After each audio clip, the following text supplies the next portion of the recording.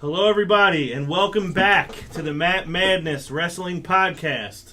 My name is Ron Pashery, columnist for TJRWrestling.net. I'm here with my good friend Alo, Aaron Lloyd. Here with Joe Rottermill once again. It's great to have you guys here with me tonight. Our WrestleMania preview show. Yeah. I guess we might as well just jump right into it. It's my first pay-per-view coverage. It is, that's right. That's right. Yeah. Because I don't know if you guys noticed that Joe was not here for the first show. Was not here in the first show, yeah. I'm popping my pay-per-view cherries tonight. Which I'm very happy you are. It's great Excited. to have you here tonight, especially biggest show of the year. You might as well be here for it. I know we typically start with what is the biggest thing first, and technically that should be the main event. But I'm going to go ahead and start with Shane and The Undertaker Hell in a Cell match. The real main event. Exactly. For me, that's the biggest. The real main event. Match on the. And after last night, after this past week's Raw, I don't know how anybody could see it really any other way. Well, I mean, Shane, it's either that or Zack Ryder winning the Intercontinental Championship. In the that match. is right on their heels. That's right there. If they had one more Raw before Mania, they might have been able to get it there, but they fell just short. Just the hair. Yes. It is a Hell in a Cell match for control of Monday Night Raw. They're saying the company, but I guess it's just Monday Night Raw. Taker comes out, states, "This will not be my last WrestleMania," as Vince tried to insinuate last week. He said that Shane's blood may be on Vince's hands, but Vince's blood may end up on his hands. Shane comes out, confronts him. This is after The Undertaker said, "WrestleMania is my yard. Hell in a Cell is my house." Now, my question to you is that sufficient enough reason? Because we've been going back and forth on this since day one. Does Undertaker have a reason? Yeah, because his career's on the line. He has a reason to destroy Shane now. Yeah, and plus it's his yard. Yeah. And it's his house. Yeah, and that was the point. That was the whole point of booking Shane in a match with The Undertaker. Hell in a Cell. Vince knows that's Undertaker's place. That's the match where he turns into a whole other person. That was the whole point of it. So we now have sufficient reasoning for The Undertaker needing to do this job. I didn't mean to use the word job, but he'll do a job, all right. It's kind of poetic. Yeah, not to jump the gun on my prediction.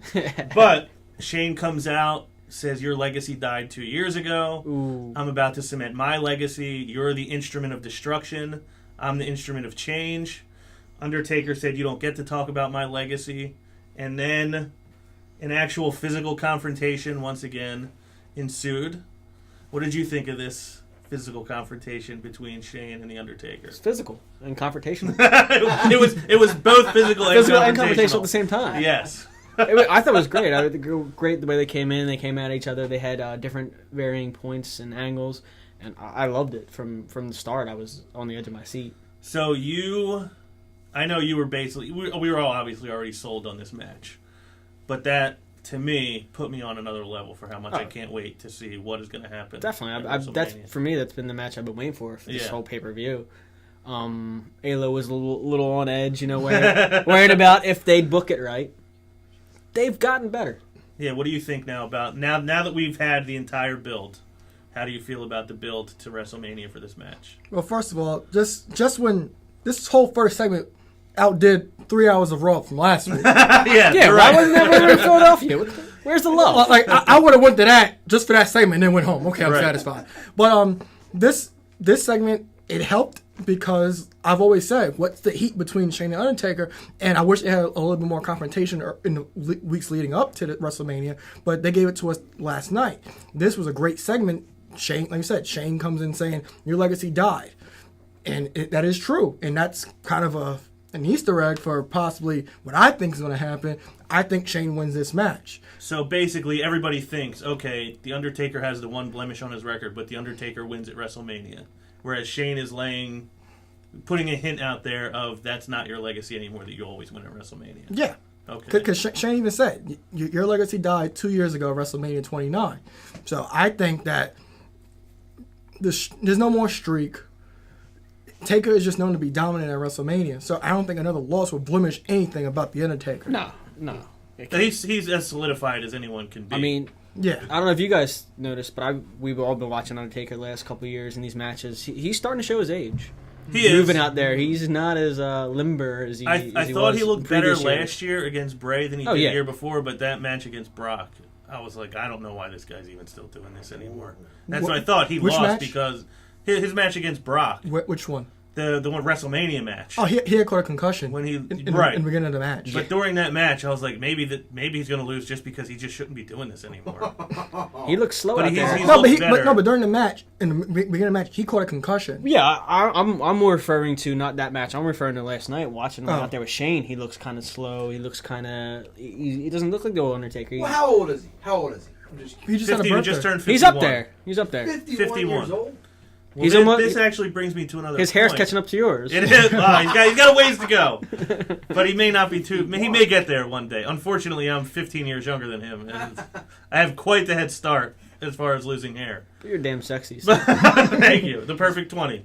Yep. Shane... My concern, actually, they started, their scuffle. Shane, it was back and forth. When Shane started to take the beating a little bit, he was drenched in sweat. I thought he was gassed. I was like, how's this guy going to put on a 15, 20, 25-minute Hell in a Cell with The Undertaker if he's gassed after 2.5 minutes? Just beat him with beat him with TVs. Then he does the leap of faith from the opposite. That was about as far as you could go. Yeah. He was on the opposite side of the table. As soon as he climbed up, I was like, he cannot do this. Some way they're not going to let him do it. That's what I'm saying. I'm kind of nitpicking here. I thought Undertaker should have sat up. And then Shane looked there, shocked, like he's still getting up. They gave us too much? I think you got to save the spots for the match. No, I don't think so because you needed that moment. Because, like I said, this rivalry has been no. It was only one physical altercation, but it wasn't that serious. But you needed this to hype the match because I know how I feel about the match. It was missing something, and Undertaker and Shane needed heat against each other, and this was it. You said Shane was gassed after a few minutes fighting the Undertaker. I expect that because Shane isn't. We all love Shane for his spots, but Shane isn't a ring technician. Right. And at this age, the Undertaker needs a dance partner to have these great matches with. This is just going to be a fight. Shane's just a boxer. Yeah, this is that was my concern though, that they're staging this to be a fight. How is he going to sustain this for that amount of time? But when I thought, he's gassed already, then he does the leap of faith, and I thought, okay, maybe he's just sweaty. Maybe I underestimated him. Don't get me wrong. I love the leap of faith. It was an amazing spot. My concern is what spots are they going to have left? Are they going to be able to pull out the bag? Is Shane... Yeah, and especially in a PG Hell in a Cell match. We haven't seen him go I think the PG it's on their product right now, but I think they're disregarding the PG rating for the time being. There was something I read a month ago that said that they were going to be more edgy through WrestleMania. The melts. My guess is probably because they knew if Shane is doing this match, it's going to need to be beyond a PG rating. We have seen a lot of accidental gashes so far. We have. The Undertaker got split open a little bit last night. But Triple H, two things. Prior. Yeah, two things about the leap of faith. I understand your point that they used a spot last night that they probably could have used during WrestleMania. But I think, one, it put an exclamation point on that segment. And two, I think it showed you that Shane is going all out. People can say it all they want. Vince has kept saying it. He has kept saying it. Stephanie has said it. The Undertaker mentioned it last night. He'll come at me till there's no breath left in his body. But he showed you with that one spot last night that I will. This is just Raw. This isn't the match. But I'm showing you right now that you're not going to have a good time in there with me. Oh, no. And then the Undertaker sitting up right after anyway, I thought was a good touch too. Yeah. Vince also afterwards, later on in the night, and I loved this little use of words. He said the Undertaker saying this is his yard and his house, but that's not what Shane wants. Shane wants the whole state. Shane wants the whole nation. And I appreciated that. I thought it was weird that he's been putting over Shane lately. One, I think it's to build up a little credibility. And two, I just really appreciated that was him just saying, you guys are still underestimating what Shane McMahon will do and what he wants. Maybe a small form of panic from Vince. Yeah. Saying you guys really are taking Undertaker, and I'm hoping the Undertaker. Right. And then Shane comes out and mentions the whole thing about you stole this company from your father, and I'm going to take it from you. Which is I even awesome. thought That's small, awesome right there. Yeah. that small little segment to me even elevated it even more. Yeah, just that whole night just hyped the whole match so much. And another thing, I was at home thinking, I was like, the thing with Shane, I said this last week, Shane can turn heel so fast. Yes. Do you think Shane has a plan of guys to come help him win this match if possible? I'm almost banking on that. I think there's going to be some form of run-ins in this match, one way or the other. This match will be overbooked. I don't know if Vince is going to come down and try to pull the cell door off. I'm hoping they don't overbook it. Like he did at Armageddon 2000. I'm thinking run-ins are inevitable, but I hope they don't overbook it. Like it could be a good match. Like you said, Shane's going to be gas after a while. He'll have a couple spots in him. I don't know how many big spots he's going to have. You're going to have some run-ins to make this match. To kind of get it to the length it needs to go. Get it to the finish line. I mean, there haven't been any seeds planted. The only seed that was planted at a possible run-in was the thing with Ziggler 2 weeks ago, which they already forgot about. Yeah. So I don't. Can you think of any seeds that have been planted for people who are going to be a part of it, other than maybe part-time guys who aren't there anymore who may get involved? I mean, The Rock, they've promoted him, but I hear he might be in the League of Booty match. There's no seeds at all other than the Dolph thing. But like I said, Shane's always had plans. Yeah, he's always had in these types of matches. He's always had backup and something under his sleeve. He always has. And then, like I said last week, Shane can turn heel on you so fast and become. He's the most beloved babyface, but he can be the most hated heel. Right. He's done it. He's done it all the time. I don't know who you could possibly get to run in. Could we see John Cena? Penny for your thoughts, John. Is it possible?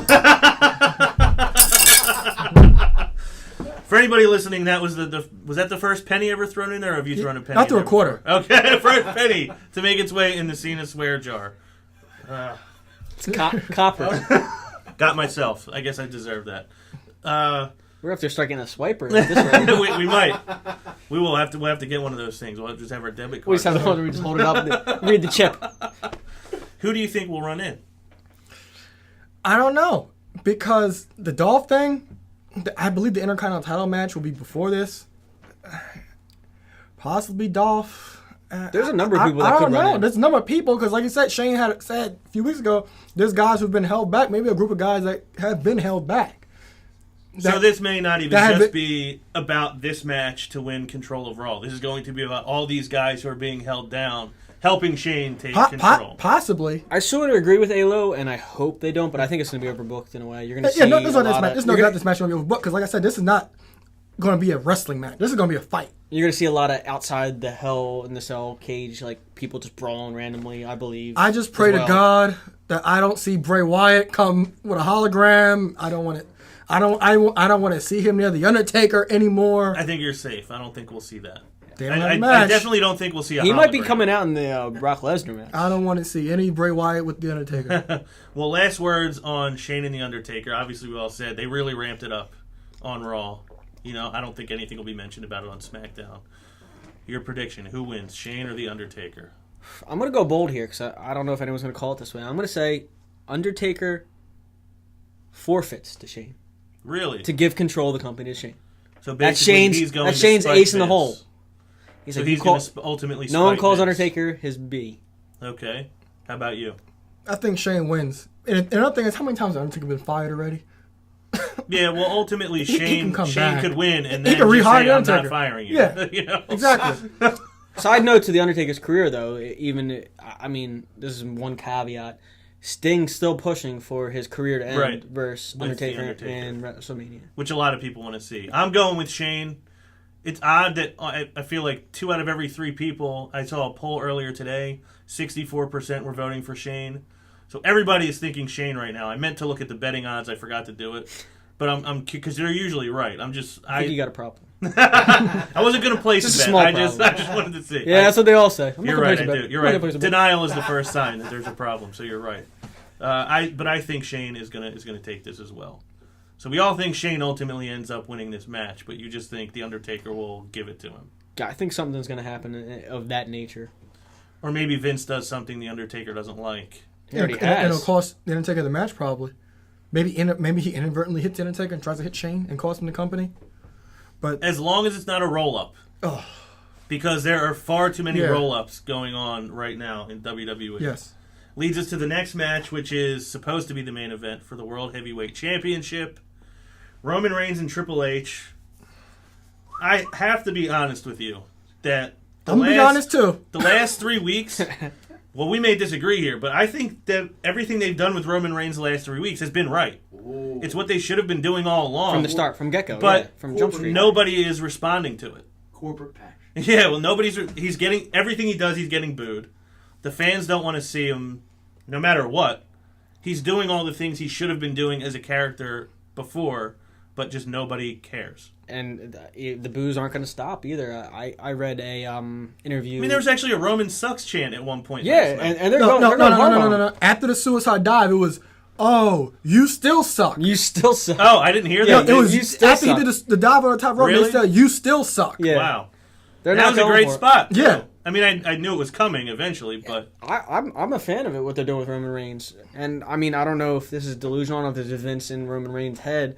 Roman Reigns is saying himself that he believes he's still got the crowds behind him, that these guys booing him, these people booing him are just the older crowd just trying to stand out, that he's still got the majority of the PG fan base behind him. Yeah, of course. I don't know how that happens. No, of course, no. We have to remember, WWE is a family program, so they're catering more to the kids. They'll cater to the more hardcore fan over time, but their main priority is selling the top baby face to kids. So, have they booked Roman right? Yes, but the last two weeks with Roman, the things they've been doing, they've been so weak. That's a problem I have, especially with last night. Well, not to cut you off, but one of the things I know you had a problem with was that, as cool as that spot was with him standing in front of the garage, it lasted 30 seconds and it was over. Yeah. So is this kind of to the point you're going for now? Yes, because when he came out at the end, that was like one of the worst pull parts I've ever seen. It was bad. Was it as bad as the tug of war last year? No, just for that. No, it wasn't. I mean, he stopped coming through the crowds, which he should have done a long time ago. You were just drawing out that entrance, a lot more chances for boos. You should have. I mean, that should have been done. But a problem I have with this, and this problem I have with a lot of feuds, especially the so-called blood feuds, where's the intensity? Why Roman ran so slow to get the trip? He ran mid-ramp.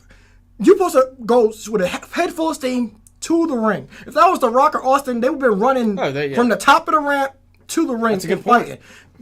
Roman Reigns ran so slow. He stopped the mid-ramp, ran so slow to Triple H. There was no intensity to it. It was so dry. The crowd destroyed it. It was terrible. Roman, he did a great job on SmackDown. He destroyed the Dudleys on SmackDown. Yeah, that was great. That was great. And then you're trying to sell this as the main event for the Heavyweight Championship of the world. Triple H, Roman Reigns, in the last 2 weeks, you try to get this guy over. First of all, the fans don't want it because it's too little too late. It is way too late. Like, going back to the Royal Rumble, you killed that. For example, Roman didn't even get screwed at the Royal Rumble. He got beat up in the beginning of the match to take a nap.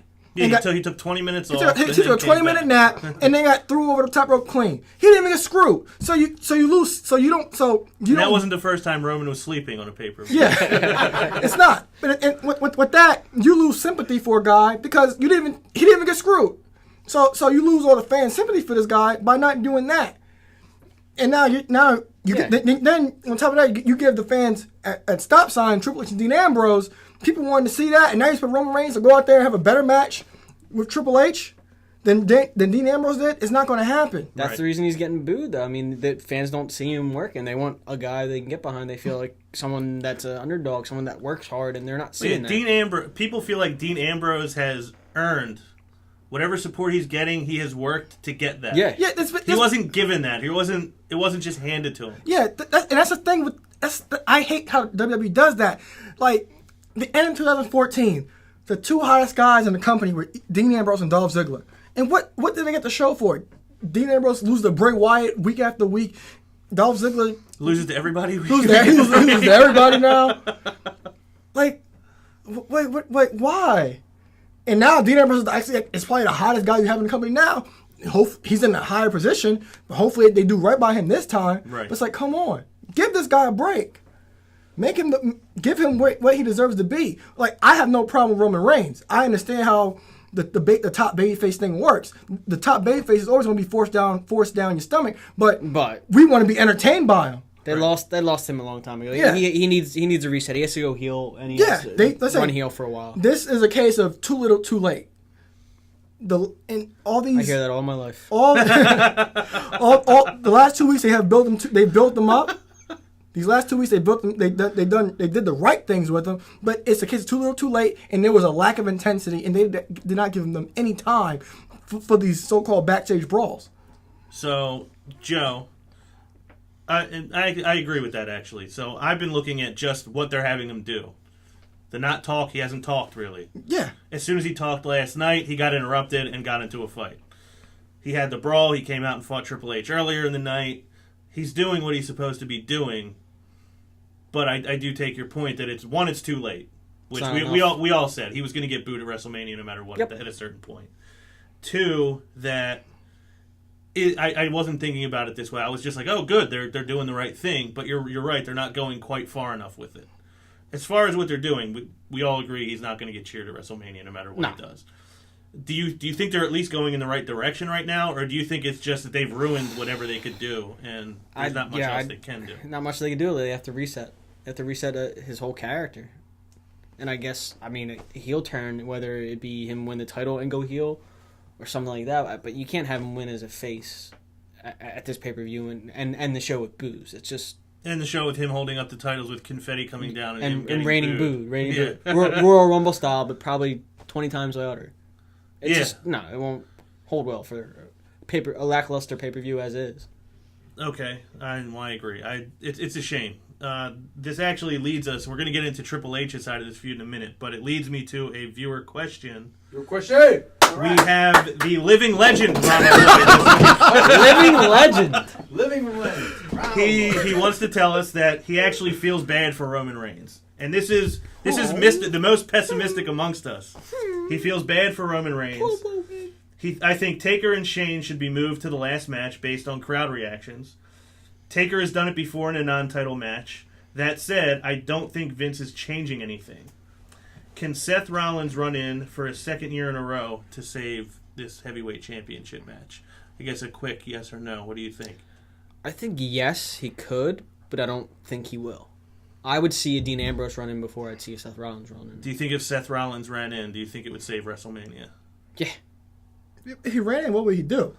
I guess just help Roman or hurt Roman, either way. Yeah, push for Triple H. I think the living legend Ronald Lloyd is just saying if you end the show with Seth Rollins... Somebody you want to see. Right. Well, it could help the fan reaction. I don't think it'll happen, but anybody who calls Roman the title is going to get cheered. Right. What if, though, would he get any cheers if Rollins ran in and helped Reigns? I doubt it. No. Unless those people are thinking about the idea that the Shield may be getting back together. Which I would then think the only way they'd be going. Crazy for it. They haven't given you any reason to think that, though. I'm just my question. Sub-question to the living legend. So you think, yes, it would save WrestleMania, but no, it won't happen? Yeah.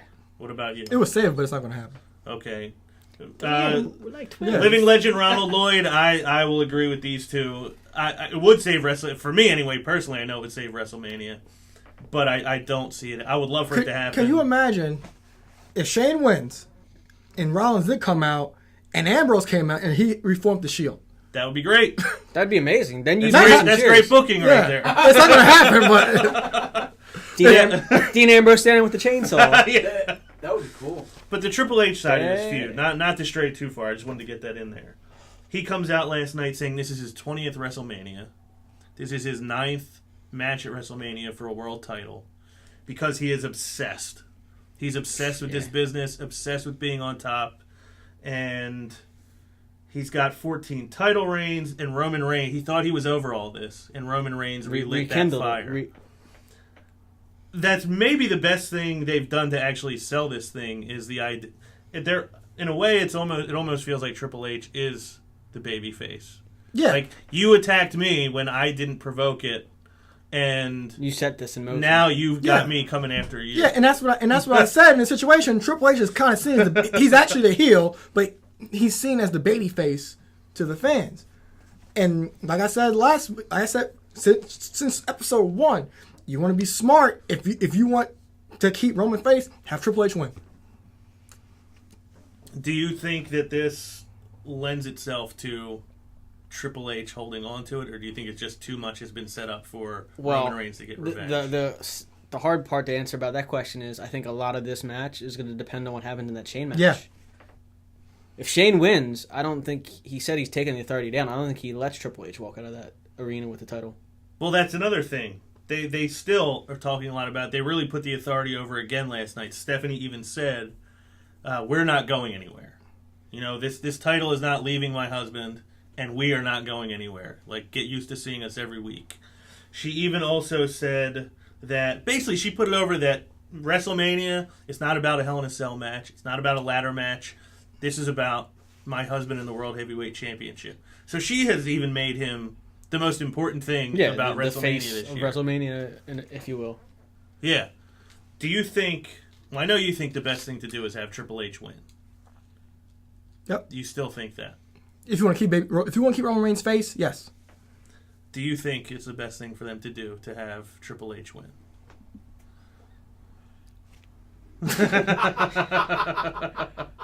Yes. So You can't give it to Reigns unless there's some other... If you want to keep him face, you trap Triple H win.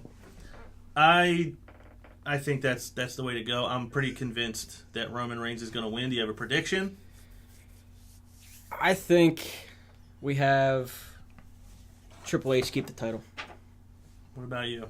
If in main events Reigns is going to win, he's going to turn heel. Rock will come down to congratulate him. He'll take out The Rock, and Shane will endorse Roman Reigns. So he will straight. So then we're gonna have Shane and Roman Reigns turn heel at the end of WrestleMania. Yeah, like I said, Shane could be the biggest babyface, but turn to the biggest heel. He's a McMahon. All right, well that'd be pretty good booking too, and that would get people at least excited for what's it'd coming up. be a major switch in the... Yeah, because and it'll turn when Triple H eventually does return. It'll turn him into the babyface. Right. Well, that would be great. So we have, I think Roman, you think Triple H. So we got a little bit of differing opinion on here. Match, arguably that I'm looking forward to the most. There's three matches I'm really looking forward to, so I'll probably say that again later. But Dean Ambrose and Brock Lesnar in the no-holds-barred street fight. I know that Roadblock put a roadblock on the building of this story, but I think they've done an unbelievable job building this match and selling this feud between these two guys. You agree with this? I mean, Ambrose and Heyman have, yeah. Well, Brock just does what Brock does. Yeah, Brock was never a big talker, but they done. I don't even need him to talk. I just need to see him more than just throw Ambrose around for 5 minutes and then walk away. Well, one thing I liked was during this promo, Heyman is going on and on about what his beast is going to do. And I love watching Brock get fired up by the things Heyman is saying. You see him getting revved up at everything that Heyman says. Yeah, I mean, Heyman's the fluffer. Yeah, he is. So that part, well, obviously Heyman's going to be able to sell anything. He could sell ice to an Eskimo, you know? Yes, or he could sell a ketchup popsicle to a woman in white gloves. It's from Tommy Boy, in case I didn't come up with that. One of my favorite movies. Me too. Fat guy, little cow. You could get a good look at a steak by putting your head up a bull. I'm not going to say it all. I'm not going to go any further than that. Love that Wouldn't you rather just take the butcher's word for it? Love that movie. Ultimately is where that goes. I forget the whole saying. Daniel Bryan. We need Daniel Bryan. What I wrote about this week, actually, my article was about the rise of Dean Ambrose. We've talked a lot of times about him not getting to talk. Now he's getting to these vignettes on locations when he was in Cincinnati. He did one on location in Philadelphia with Terry Funk. He did one in the locker room with Mick Foley. They're building him in a way that they're not really building any other single character. I thought it was unique to see the way they did it on Raw this week. He just came down with a shopping cart, essentially, with his emblem on it, and just shopping for weapons and just completely ignoring Brock Lesnar, which is kind of hilarious. Completely ignored. Lesnar tried to get his attention multiple times. He put a chainsaw in that wagon, the barbed wire bat, the fire extinguisher, some pipes. What else did you say he put in there? He went nunchuck style. He went Steve Blackman style with a nunchuck. Yeah, nunchucks. Yeah. And he even put one half of the ring steps. He went back and put one half of the ring steps in there and just walked away. Heyman was in the ring like, oh. Another thing that was great about this, and I'm very big on words and the way words are used, like we talked about with the Vince thing, talking about the yard and the house versus the state and the nation. Heyman was actually using using the word weapon, saying it's politically incorrect, but it is a weapon. And then they follow that with Ambrose collecting all of his weapons. I thought that was a good full circle moment. And it showed you that not everything that goes on in a feud has to be a blow-up explosion. Yeah. No. They've had their confrontations before. It's well known what has gone on between the two of them. This was just Dean saying, okay, you're out there. Okay, I'm going to go get my stuff and just go. And another thing I parallel it to is sometimes in sports they'll say, you don't necessarily have to game plan for your opponent. Just do what you do well, and that should be good enough. And this is to me, this was Ambrose basically saying, Brock, I don't need to worry about you anymore. I'm just going to do what I do, and that'll be enough. We'll see what happens. Yeah, that's what he said to Foley. He said, I'm Dean Ambrose, and that's what I do. I feel like that was another, a non-verbal, non-physical way to say, I'm ready for I got this. Yeah. How do you feel about the build to this match? Oh, if it wasn't for that Roadblock pay-per-view, I would be more excited. I'm still excited, but I think we lost some time because of the Roadblock pay-per-view. But Literally was a roadblock. yeah, Yeah. it was a Got in the way of roadblock. everything. It blocked everything. But I'm real excited for this match. I think we're going to see a Mick Foley, John Moxley, Terry Funk-esque performance from Dean Ambrose, and I think Dean Ambrose goes over, and they could potentially, if they do it right, they can book a new star in this situation. And I love how Paul Heyman is. I know last week on commentary when we were at Raw, we didn't hear it. He said, I believe it was last week. He says, Brock Lesnar doesn't need weapons. He is a weapon. His hands are weapons. Right. And that's true. And this is not going to be a wrestling match. This is also going to be a fight. And I think Dean Ambrose has the opportunity to become a big star by beating Brock Lesnar. Right, we have a question. I just want to ask. There's the build-up is so great for Dean Ambrose to show up bloodied and beaten, Mick Foley-esque. If he doesn't walk away bloodied and beaten, is it a disappointment? Oh no, because we know he's gonna get beaten. It's gonna be a legit fight. I think the expectations become so great that it's going to be like Mick Foley walking out there. It is. But if he doesn't get to that extent, So if this is not a vintage Mick Foley type performance, I think will it be a the expectation is so disappointment? high. It's not going to be a Mick Foley performance. It's going to be a Dean Ambrose busting through that ceiling performance. It's a good question that I have to actually think about, but I think Dean Ambrose has established himself enough as Dean Ambrose and who he is and what he does that people will accept whatever happens when he goes out. Yeah, because there. Dean Ambrose doesn't stay down. Even if he loses, even if he does lose, he's getting a standing ovation out that crowd. Oh, yeah. Because he's going to lay down the line, and that's what he always does. He lays it out all on the line. He's a lunatic, so he's going to lay it out all on the line. Like I said, even if he loses, he'll get a standing ovation. Even if he loses, it's going to be because he can't physically stand up one more time. Right. Physically can't. And the crowd gets behind that. Is this match before Shane? We don't It know is yet. before. I believe it's before. Okay, Oh, I think would Shane almost is going to guarantee. blow the house off. That's I would think. This And match may end I up would being wanna have- overshadowed by the Hell in a Cell, but I think as far as how people view Dean Ambrose, it's going to be another step up the ladder for him. No matter whether he wins, loses. Is he going to get color in this match? This match needs color. I don't know, because the Shane Taker match needs color. Yeah, and I don't know if they'll do it 2 matches in a Yeah. row. Lots of color. What do you think? He'll get color. He'll get color either accidentally or purposely. He'll get color. So what? He'll get color. The easy way or the hard way. Brock will get it the hard way. Yeah, he always does. I'll say Brock gets gets color more than Ambrose. So, Dean Ambrose, who wins this match? I'm not going to just put that in your mouth, Dean Ambrose. Well, Who wins? jeez, Ron. I have one of those every This is week. supposed to be a PG show. I don't know what you're doing. Who wins? Dean Ambrose. Dean or Ambrose. Brock Lesnar? Dean Ambrose. Colored in. Ambrose. Hottest name Colored in the in. company. Dean Ambrose. I'm going to go Dean Ambrose too. I don't know how I could go against him. I think Hottest they've name really in the built company. this as, okay, Brock Lesnar is dangerous.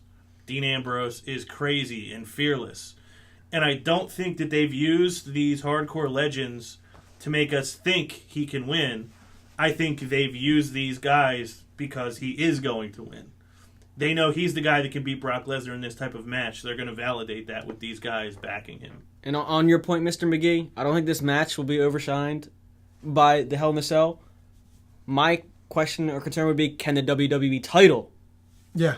come anywhere close to either of these two matches? These No. two matches are more important than the world title. So we discussed last week that after the Sasha Bailey match at Takeover Brooklyn, it was so good, there was so much emotion in it, that a great ladder match between Kevin Owens and Finn Balor was almost like a letdown.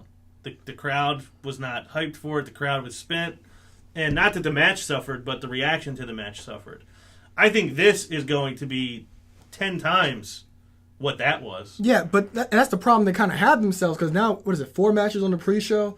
And I know we'll go through the rest of the card later, but the spacing of these matches is going to be kind of hard. I think you might see the Ambrose-Lesnar match earlier in the card, maybe the 3rd match on the card, just to bring down the crowd a little bit. And I think it'll be followed by the tag match, and then you can probably go back to Hell in a Cell. Right. So you think they'll split these matches up a little bit? Yeah, they have to, because if you want to have an emphasis and have the crowd involved in the Divas match, I think that's going to be a marquee match. We'll get into that when we get to the Divas segment. But they're going to have a tough decision spreading these matches apart. So we all think Ambrose is going to win, and I'm good with that. I think a lot of people do. Hopefully he does, but I think he's progressing down the right path. This is their time to build a star. Definitely. And I mean, Dean Ambrose is an everyday player. Brock's come and go. Yeah. Right. You need somebody to challenge to the world, be in the world title picture. There it is. Your new star. You sounded like somebody I used to know. Are you singing to me? No, you sound like CM Punk to me when you said that. Dean Ambrose will be there the next day. Mm-hmm. Brock Lesnar is not likely to be. It's clobbering time. Yeah. You mentioned the Divas, and that's what we're going to go to next. Sasha, Becky, and Charlotte. Sasha beat Charlotte on SmackDown with Becky on commentary. Good match. It was a great match. Becky came out and cleaned house afterwards. Then on Raw, Becky has a match with Charlotte. Sasha is just ringside, not on commentary. Mm-hmm. Did you find that as odd as I did? That she was just sitting there? Not really, Okay. because I think she was just observing the match. So this was not so much her, I'm going to talk to you guys. This is just, I'm going to come down here and see what you guys are doing. Yeah, that's what I think this was about. I thought it was kind of odd. I felt there needed to be more 3-way confrontation. Yeah, there was no confrontation even after the match. Sasha just got up. Did she clap? Did she clap after the show? She did. She gave her a little clap and stare out. But yeah, she didn't go in the ring. Yeah, Charlotte got out of there fast. Yeah, if Becky hit you with suplexes, why don't you just go in there after that match and do what she did? Hit her with the finisher too. Yeah. I mean, that's how I felt. Sasha should be on commentary, putting herself over, putting the match over, as opposed to because you really can't count on the regular commentary crew to put anything over. Yeah, Charlotte's got enough heat. Charlotte's over as far as the heel. I don't think they've put enough heat between Sasha and Becky in this match. Yeah, that's the problem. These writers they're so bad. This what, these Hollywood writers? Yes, these Hollywood writers, overpaid Hollywood writers. It's but like, that's what they write in Hollywood, though. They're union. Yeah, so this storyline should be amazing, but it's not. We're entertained for the match. We're looking forward to the match more than anything because we know what they can do when given the opportunity. But we're not. But the storyline's been horrible. The one thing I'll give them, they only got basically 5 or 6 minutes last night. But I do think that this will be. It may get pushed further a little forward on SmackDown, which we obviously haven't gotten to yet. But I think that may be. I may be giving them too much credit, but I think you will get more on SmackDown with these three than you did on Raw. It's the last chance to push all the matches. You have to. Yeah, and then another thing is, Sasha beat Charlotte on SmackDown. Why Becky didn't beat Charlotte on Raw to show both of them can beat them? That's how I felt too. It put Becky in a really weak position. Yeah, I was like, that made no sense. When are we getting to Ryback and Kalisto? Never. We'll touch on that very, very briefly later on. Literally. Hell no. No. Your team hell no over here now? Yeah. I'm a man of many faces. Well, who's the tag team champions? You or you? I'm the tag team champion. No, I'm the tag team champions. I'll decide. I'll make a call. Remind me to make a call at the end of the show on which one of you is the tag team champion. Fair enough, but I'm the tag team champions. They didn't get a lot of time to tell any type of story in this match. It was another Ric Flair distraction. I guess I kind of hope Rick has nothing to do with the actual match. I don't think he will because he hasn't had any dissension with Charlotte. Well, yeah, we theorized that maybe he would cost Charlotte the title at WrestleMania, but at this point, I don't want to. I just want to see these three a pure match. Get to go in, put on a great match. Yeah, one of the few pure matches you're going to get for the night. Yeah, or the referee eject them. Yeah, I could see that too. He did get knocked down last night. Yeah. He took a bump. He took a bump. It wasn't quite a Flair bump, but he did take a bump. He had a nice little gash in his head too. What, last night? Yeah. Well, he didn't get cut last night. I was reading an article where he's doing some kind of like documentary on blading, and he bladed. Show the old way. As a demonstration? Yeah, like a demonstration. So he juiced. I went back and looked at it, and you see a nice little gas when you know what you're looking for. Good for him. He still got it. Still got it. Back on point. Yeah, well, we all think this is going to be a good match. It's a match we're all looking forward to. I think it's going to be a great match. The build-up has been really good at times, and then just ignored at times. Yeah, because they don't know who these characters are. I think Charlotte's been great. She has been, but she's the only one that's been getting the time to be great. Yeah, you don't get Sasha. You don't let Sasha be Sasha. Sometimes you let Becky be Becky, but then other times they make Becky look silly. Yeah, so what I like with Becky is when she was on commentary, she talks a lot about the match, a lot about the title, a lot about what she's going to do when she gets in there.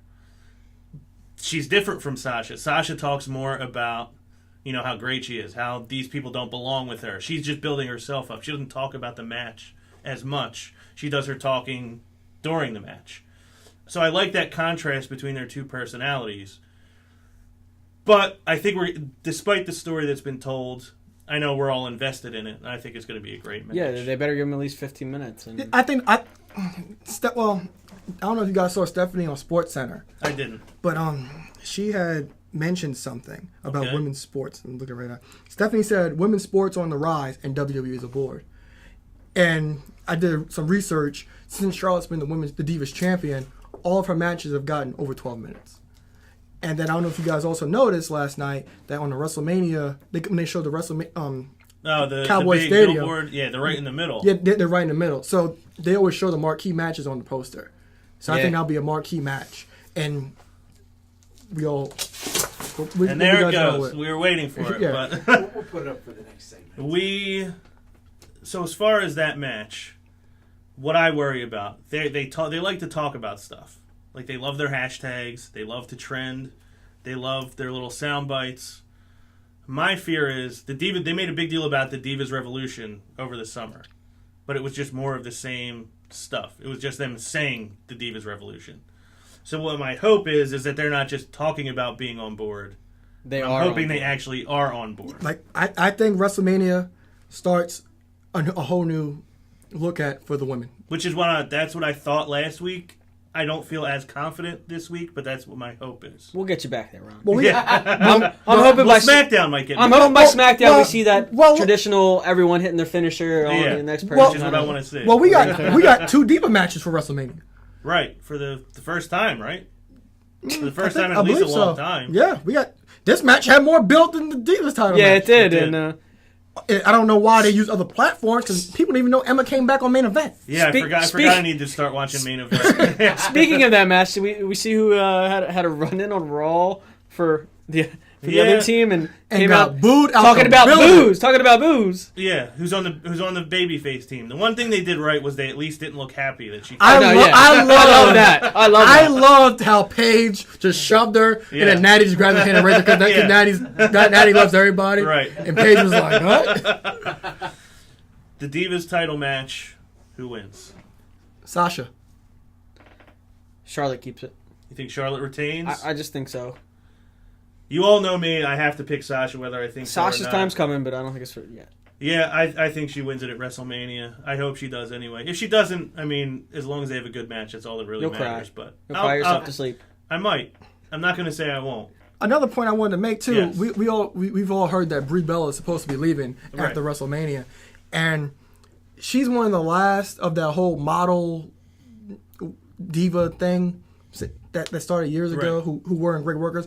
I applaud her and Nikki for improving. Nikki's the better worker. They improved. They improved a lot. Yeah. Brie's not as good, but I applaud her for trying to adapt to this, to be a wrestler.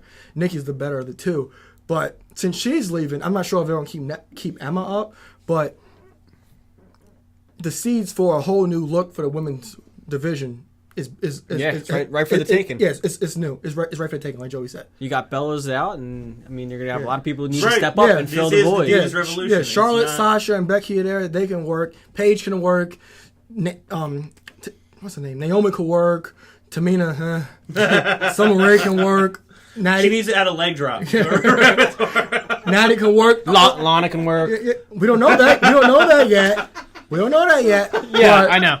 There was a sarcastic wink. But I saw it. My lazy eye.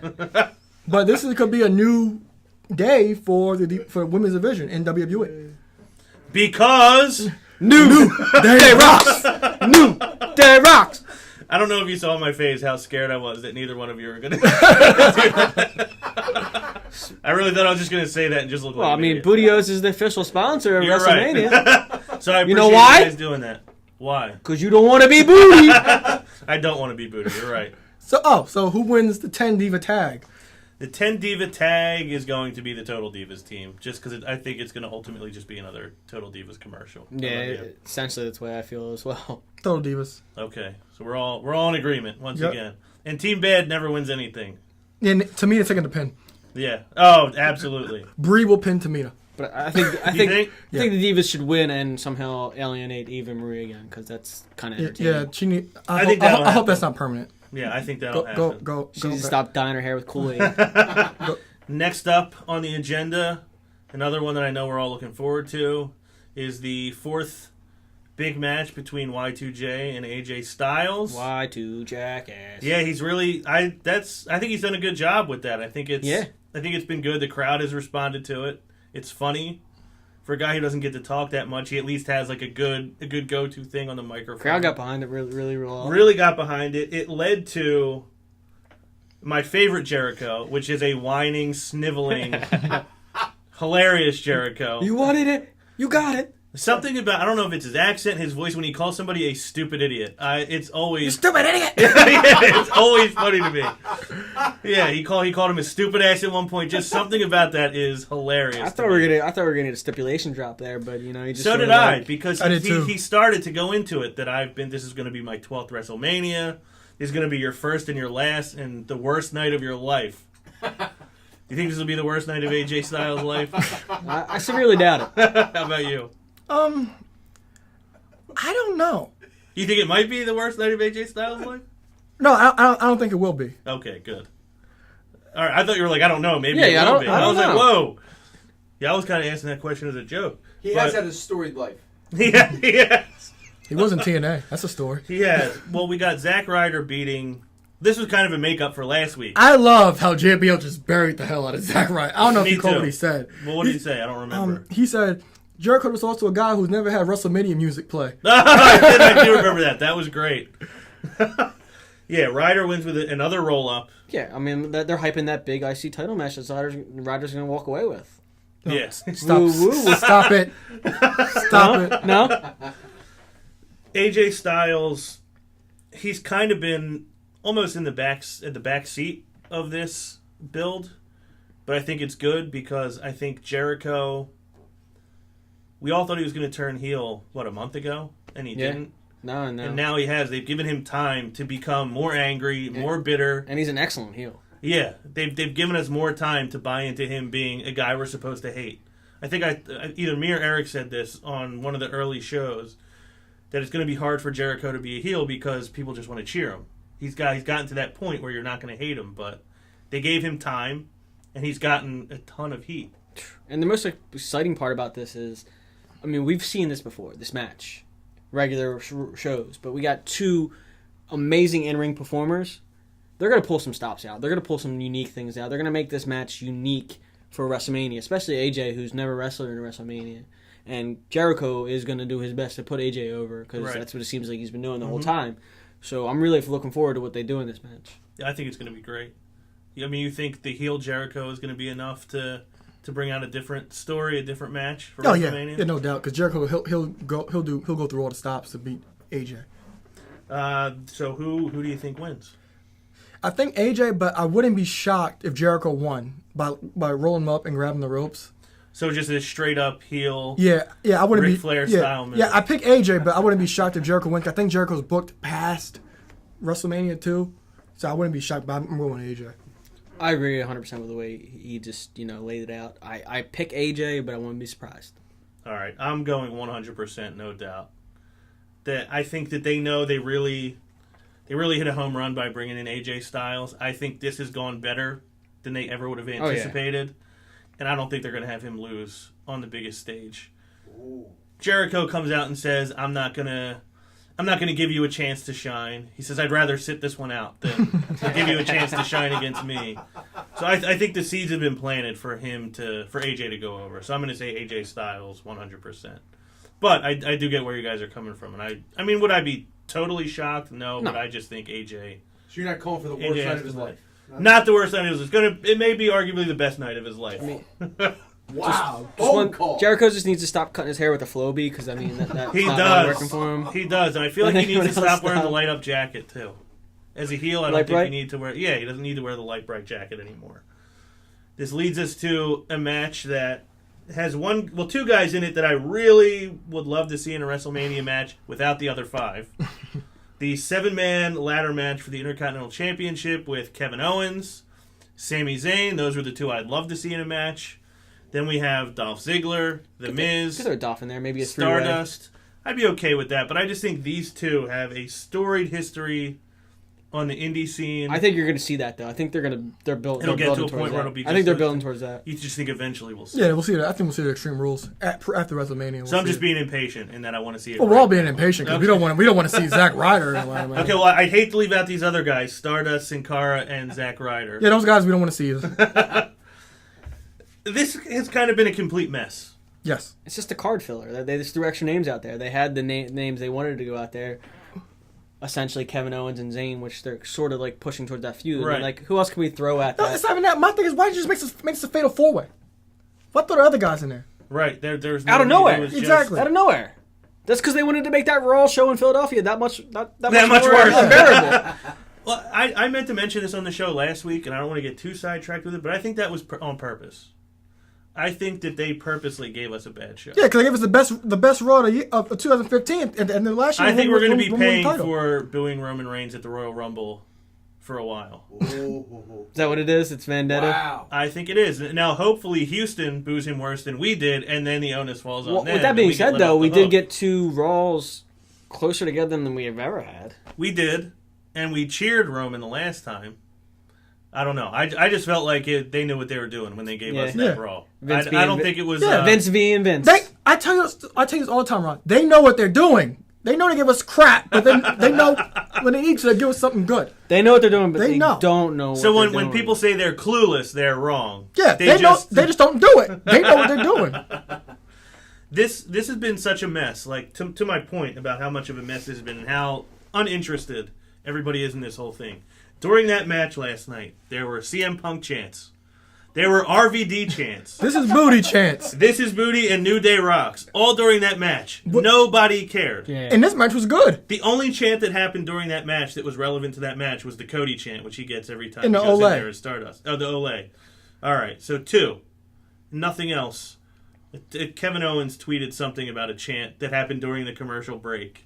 Something about we love Kevin Owens more than anyone, and he's going to be the Intercontinental Champion forever. Something along those lines. That seems believable. But he closed it with, unfortunately, that was during the commercial. He's so good.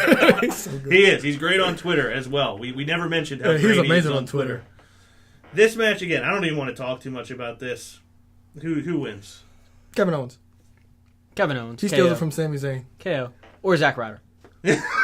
That's a good way to hedge your bet there with Zack Ryder. 50-50. Zack Ryder's already winning. He's with Emma. He's already winning. You're right, he is. that is a big win for him. And Mojo. So doing those shows on NXT actually did really benefit him more than anybody would have thought. I'll go Kevin Owens as well. I can't see him losing it in this type of match. Kevin Owens is gonna put some more meaning behind that title. And He's carrying it well. A lot of people don't know. The ladder match is kind of one of Kevin Owens' specialty matches. Oh yeah, they're just not gonna let him do the things that he did in Ring of Honor. Right. And like we were talking, they're building towards Sami Zayn, Kevin Ovens, and unless they're gonna put it on Sami Zayn, which they're not because they haven't built him up enough yet on the main roster, Kevin Owens is keeping it. In Brooklyn, one of the top marked cities, he got crickets. Yeah, which is weird. Like I said this weeks ago. You have to show us who is this guy? Why is he They here? just threw him out there and then said, "All right, go ahead." They didn't do any kind of build up. I haven't seen any promos or vignettes of Kevin Owens power bombing him on the apron after he won the they need to do those like Undertaker, Shane McMahon vignettes where they have Sami Zayn getting screwed over by Kevin Owens, and getting knocked putting out heat twice on by Kevin Owens, and Sami Zayn looking like the victim. Right. So this is an article I wrote maybe a month or so ago when Road Dogg tweeted about how wins and losses don't matter, only characters do, and I wrote a whole thing about Screw you, dog. About a lot of their hypocrisy, how they'll say one thing and do another if it suits their situation. So they always say, "Oh, we know our demographic for NXT. That's why NXT is different from Raw because we know who's watching." But then they'll do things on Raw, and they expect everyone to know who Sami Zayn is because of NXT, when you've already said, well, we know everybody doesn't watch NXT. It's like, so why don't you... They're always willing to remind you about the stuff you just saw 5 minutes ago. Yeah. But you bring somebody up from NXT who only, a couple million people probably know, and then you just assume everybody is going to know who he is. Yeah. NXT's prime for a regular primetime, slot. I mean... It would beat any other wrestling show. You're hurting those wrestlers like Sami Zayn by keeping it just on the network. Bro, I told you, Vince doesn't add the vignettes, bro. What would the numbers be if he added the vignettes? 4.7. 4.7? 4.7? What did you leave Raw at when you left? What was the number at when you left Raw? Bro, we were at a 5.7, bro. And then what was it after you left? Bro, it was below a 1.5 in 2002, bro. Another match that I'm kind of not enthused for, which is unfortunate because we all love the New Day, but the New Day in a handicap match against the League of Nations. I think some people don't love that it's a non-title match, which at face value I don't. I feel like every title should be defended, but the League of Nations has had 2 chances to win those titles in the last month. And they failed both times. They don't necessarily deserve and they weren't all for a matches. title shot. No. But I think this match will be okay. I just don't. I don't really care for this. They screwed it up. I just want to see the New Day entrance. Well, I feel like I'm beating a dead horse here. So you're looking forward to their babyface entrance at WrestleMania? Wow. I'm looking forward to their entrance. Is it the same guy that says he's going to see him on babyface? No, I didn't say babyface. I'm just looking forward to their entrance. Cause I believe they're going to have an amazing entrance. I believe so too. After that, I'm gonna go get my dinner. Yeah. So you don't need to see anything. I don't need to see anything else. So you wouldn't mind missing Big E rhyming like you did last night? No, when the League of Nations music hits, I'm leaving to get my dinner. That's fair. Oh, and the League of Nations, they have shirts now. Yeah, they have their own shirts. Yeah. They have their own shirts. I don't know if you noticed. Finally, that. I didn't notice much about them last night. I can't blame you. I can't blame you for that. They're awful. Yeah, they. The best thing I think that came out of this storyline for me was the Bulgarian booty flakes. The garbage, man. Hot garbage. While Kofi's catchphrase for them was "they're gross," which I appreciated, and Coach coming out and doing their little promo with them, and JBL. As much as I don't like JBL, I find that every once in a while he says something I really love. And when he said, "I always knew Coach was booty," I don't know why, but I really love that. This is kind of unique too, though. Speaking to that, to their coach coming out to be televised on ESPN. Yeah, all day coverage all day on SportsCenter. That's great for the WWE Nation. That's great for fans. They're getting a lot of legitimacy out there. Right, and they've been building ESPN. this for a little while now. They got some good coverage on ESPN last year for SummerSlam. Good coverage for SummerSlam, and now if this looks like it's going to be a major. I don't know if the SummerSlam thing was only because it was in New York, but it looks like this is probably going to be a good relationship for WWE and probably for people like us. It has been with the interviews every week, now every Tuesday. Yeah, every Tuesday on SportsCenter. SportsCenter covering WrestleMania. I assume they'll cover SummerSlam again when it's. Can we attribute this like a lot to Coach, or is it just? I think Coach has fought for it. Yeah, Coach has probably fought for it. Coach is big at ESPN, and that's where he came from WWE. I know that. That's what I was saying. Yeah, I think he's had a lot to do with it. The rest of these matches on here, there's nothing I really want to talk about. We already talked about the Total Divas versus Bad and Blonde. Yes, we did. I'm hoping I can just add something. I just looked up the NFL on Facebook. How many likes do you think the NFL has on Facebook? Oh, WWE has more than them. Twice as many. Yeah, I know. That's what I'm just curious about ESPN. Why is ESPN covering WWE? Well, that's your answer right there. Yeah, there's a big following for it. Yeah, the audience is huge. I was just wanted to add that. How many was it though? It was 13 million likes on the NFL Facebook page. There's over 30 million just on WWE. So we're catching up, is what you're saying. We're almost there. I'm impressed. We're getting there. Yeah. Well, great point and all, but we got to get to Kalisto and Ryback because this is serious stuff. I'm on the business Get out. Well, Andre the Giant Memorial Battle Royal. Kane. Kane? I don't even care. Okay, I'll take that. I'll take Mark Henry. In his home state of Texas, probably his last WrestleMania, I think they'll give him a win. I'll steal your answer. But why would they do something logical? Yeah. Usos and the Dudleys. Usos. Dudleys. Get more heat on the Dudleys. I'll say the Usos. They've been riding the Dudleys a little bit lately, putting them in the feud with Reigns and They Triple have been, H you're right. When are they going to add another tag team? The same 3 tag teams I keep hearing about. I know. Yeah, they don't let anybody else. What do you think we've been talking about? Have you listened to the show? And Kalisto and Ryback for the U.S. title. Ryberg. Oh, I hope it's not Ryberg. I swear, I hope. Kalisto. That's more of a hopeful answer. Yeah, I think that based on him getting more promo time and them really emphasizing the size of him and all that, I think they're priming Ryback for a bit of a U.S. title run. I heard crickets when they had Kalisto on Raw. I mean, yeah, no, well, everything that guy did, I'll say it. John Cena did to build up the U.S. title. Yeah. Say what you want about the guy, but it mattered. Yeah. It mattered a lot. And it wasn't just because he held it; it was because there were matches people were coming after it. And now it's just like, oh, this guy has it, and that's and it. it gave legitimacy to the Yeah, title. and I forgot. Honestly, I forgot the U.S. title was a thing at the time. Yeah, you do forget. You forget that anybody held it. So I wanted to do real quick before we get to NXT our picks for who gets to the Final Four, but I cannot read the board, so I'm going to go from memory. I picked tape. We had the number 1 seed. Well, I'm pointing. The seed up here? Yeah. Up by that second piece of tape, we have the number 1 overall seed, Steve Austin, against the Olympic champion, Kurt Angle. We got beer truck versus milk truck. Beer truck versus milk truck. Olympic gold medalist versus Texas rattlesnake. I'm going to Kurt Angle. You going it's Angle? true. Whoa! It's true. It's damn true. Whoa! Oh, God. Where you at? This is a tough one for you. Where you at, Halo? Halo. Got me on my knees. I can't. You go, Ron. You can't? Is this because you don't want to pick between them, or It's so hard because Kurt Angle, in so little time, he grasped the business and he's done so much. But you know what? I'll go Stone Cold. Deciding factor.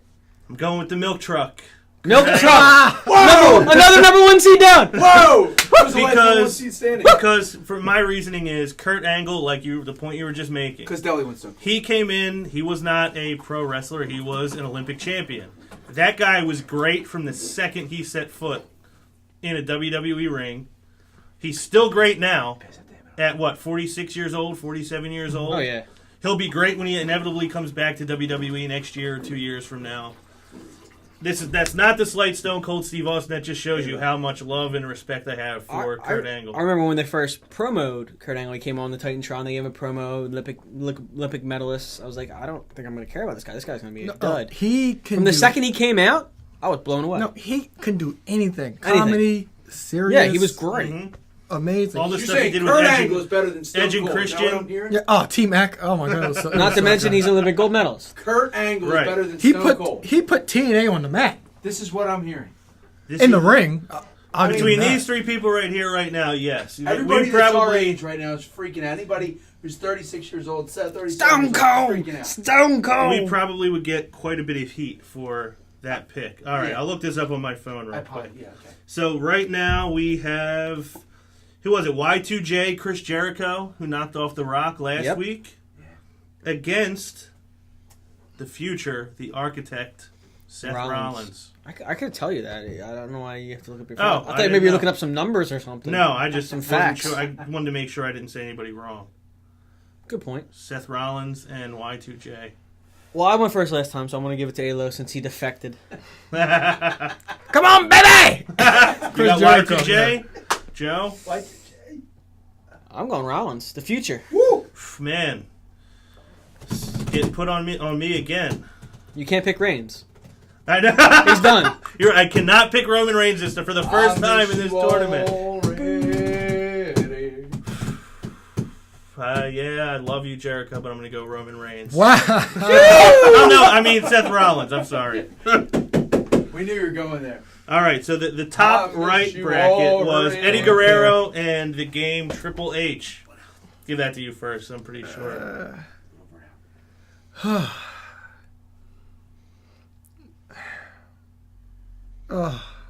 This is tougher for you than I expected it to be. No, I love Eddie Guerrero. Are we shooting a wrestling podcast or a porno?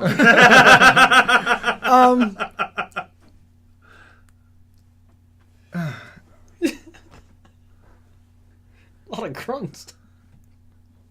I'm going to go Triple H. 2,000 all over. I'll give it to you. All right, I'm going to go Eddie Guerrero. He'll lie, cheat, and steal. I thought you might do that. That's why I sent it your way. And I knew if I didn't give it to you, I won't be mad about this. I'm going to go the Game. Fair enough. Sasha, I tried to get Eddie through to the Final Four. I apologize. And then the bottom right part of the bracket, we had CM Punk against The Undertaker. That was part of the WrestleMania streak of The Undertaker. I have all the respect in the world for The Undertaker. But I think it is clobbering time. I'm going to go with CM Punk. Oh! Why you keep doing this to me? There's always a method to my madness. Oh my god. Matt Madness? Matt Madness. Did you hear the Oh, yeah. I podcast? guess it should have been obvious that I'm wearing my CM Punk Walking Dead t-shirt. Who I was going to take in that one. Punk or Taker? The Undertaker. The Undertaker. We got many incarnations of CM Punk and Undertaker. We going the old Correct. straight edge with the long hair and the white shirt? Are we going this year's Undertaker? Or are we going old school Undertaker? Are we going ride the bicycle, hand in the air Undertaker? I think you should vote for your favorite Undertaker against your favorite Punk. Yeah, I'm sort of procrastinating on that one. But I'm going Punk. Oh! Oh, my! Upset City once again. Punk in the air. At the end of the show, we will do the final four matchups to get to the championship game, and then the final, obviously. So we're about an hour, a little over an hour into it. Stick around for probably another. You feel the 30 madness, minutes. baby. You feel the madness. And we'll get to the ending of this and crown the first ever Matt Madness MarchMania champion. With that said, we'll move along to NXT Takeover Dallas. A card that you said would cause me to need a new pair of pants. Yes.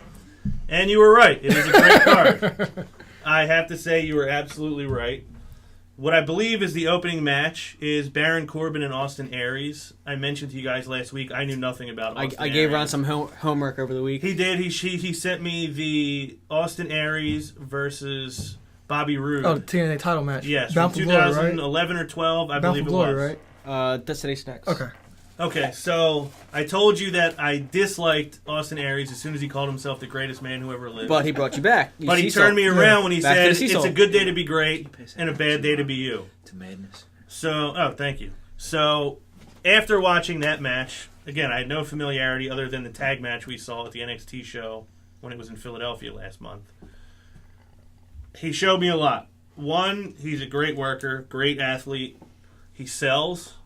And I love his psychology. I like the way he plays a little bit with the crowd.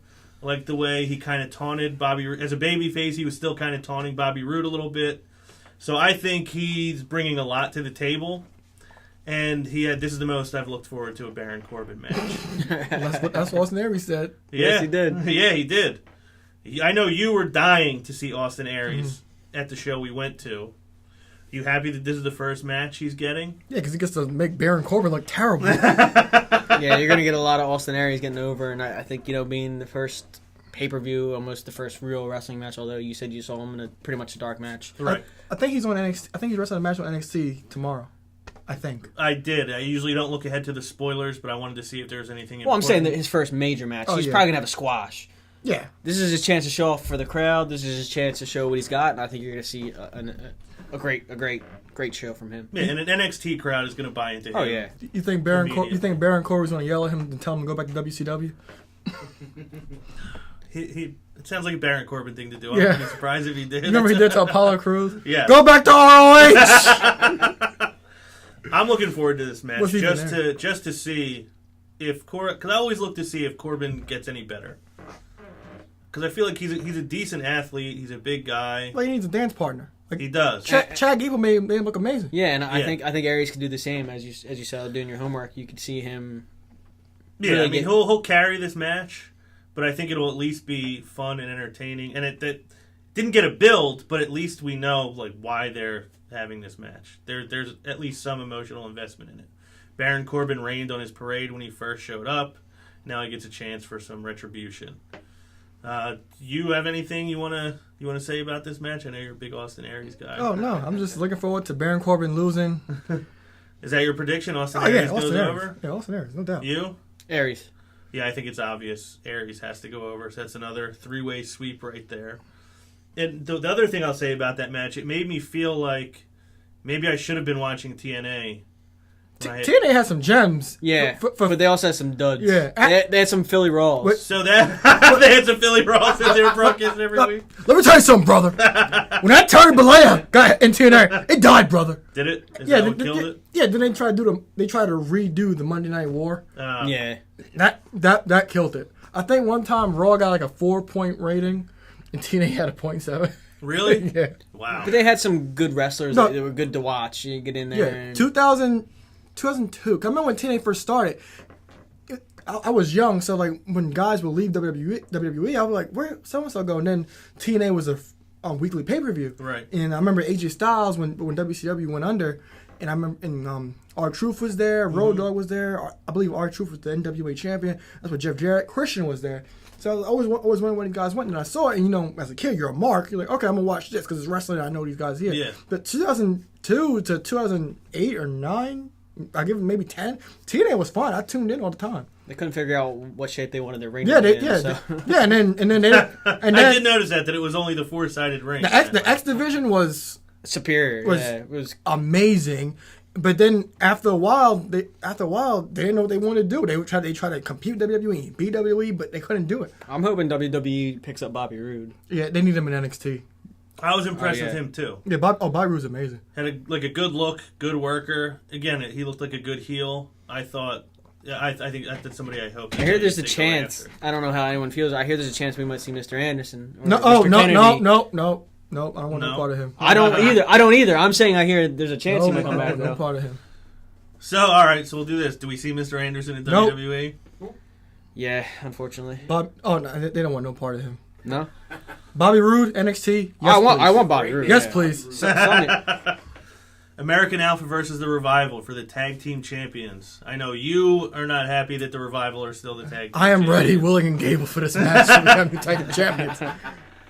You, I assume, are not thrilled that the Revivals are still holding the tag team championships. No, I mean, I want Enzo and Cash to win. I think they're good as heels with the titles, but it's time to see something change. Yeah, for 4 or 5 months. They've had it for a while. Yeah, since November. This may be the one good thing that came out of Enzo and Cass not winning, is that we get this match for the title.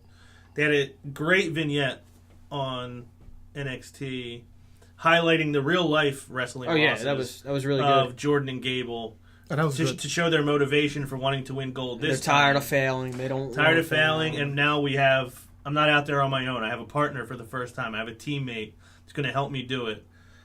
I think as great as Enzo and Cass are, and I'm not saying these guys are going to surpass them by any means because they got a ways to go. But I think that's the next big thing in NXT. In is ring? these two guys. In ring, yeah. they're better than them.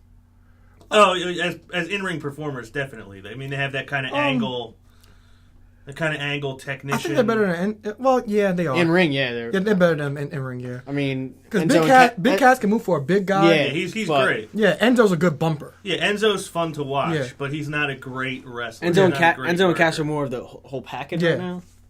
But I think these guys, like I said last week, when they just get a promo, you remember their promo. When they just get a match, you remember their match. And I don't know. I don't see any way that at TakeOver Dallas, I'm predicting that American Alpha is going to walk away as the new NXT Tag Team Champions. How about you? I'm behind you. I think we're going to see Alpha? Yeah, I think we're going to see Alpha Dog. American Alpha, and then the next night they released a towel.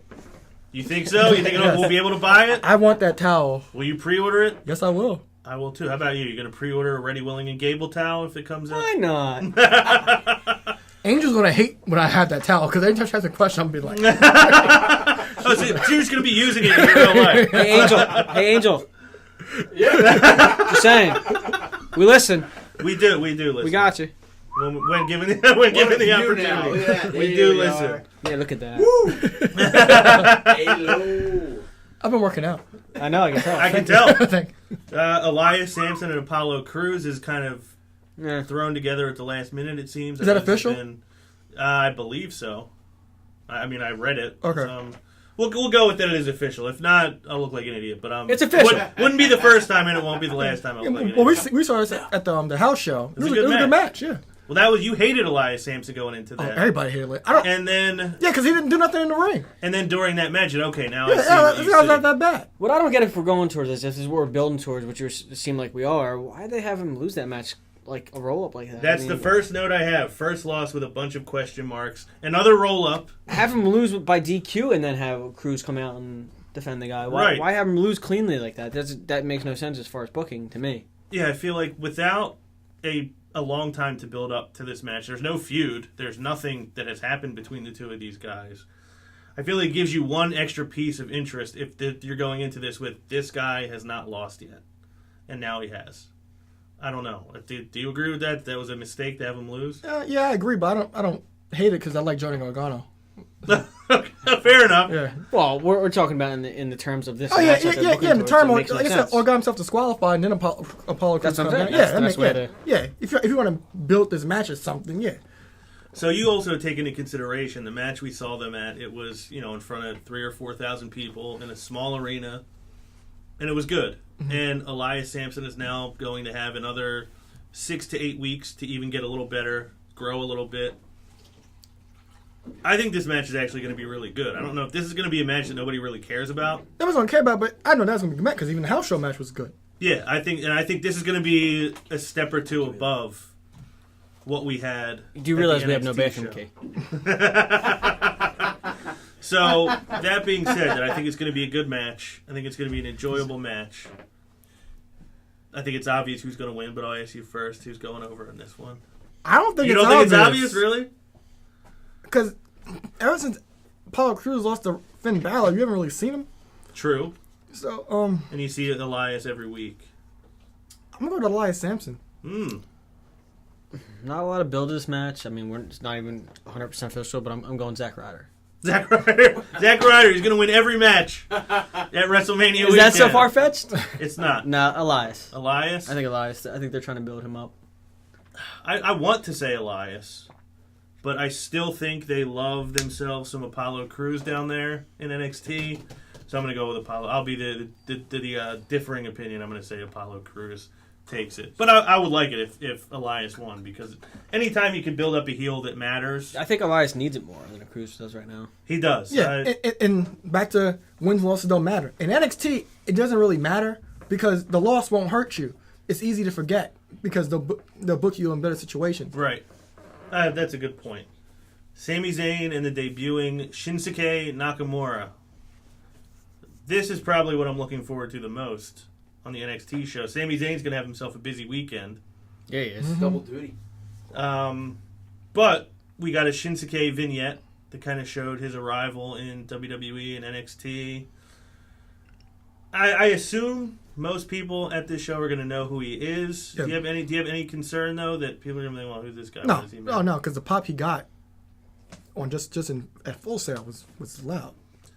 But that's my concern. Full Sail. Those are the homers. Yeah, but the They're thing homers. but the thing with NXT is everybody who goes to the NXT shows are those same Full Sail people, because the atmosphere is completely different than the WWE show. We've been to a few now, and the atmosphere is always completely different.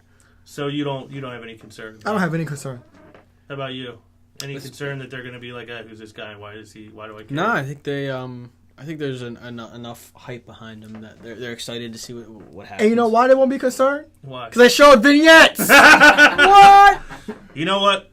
That's a great point. Thank you. I owe you a high five, too. I gave Joe one a little while ago. They do air vignettes. I want a high five. You got one a minute ago, but I'll give you another I one. just want high five. High five.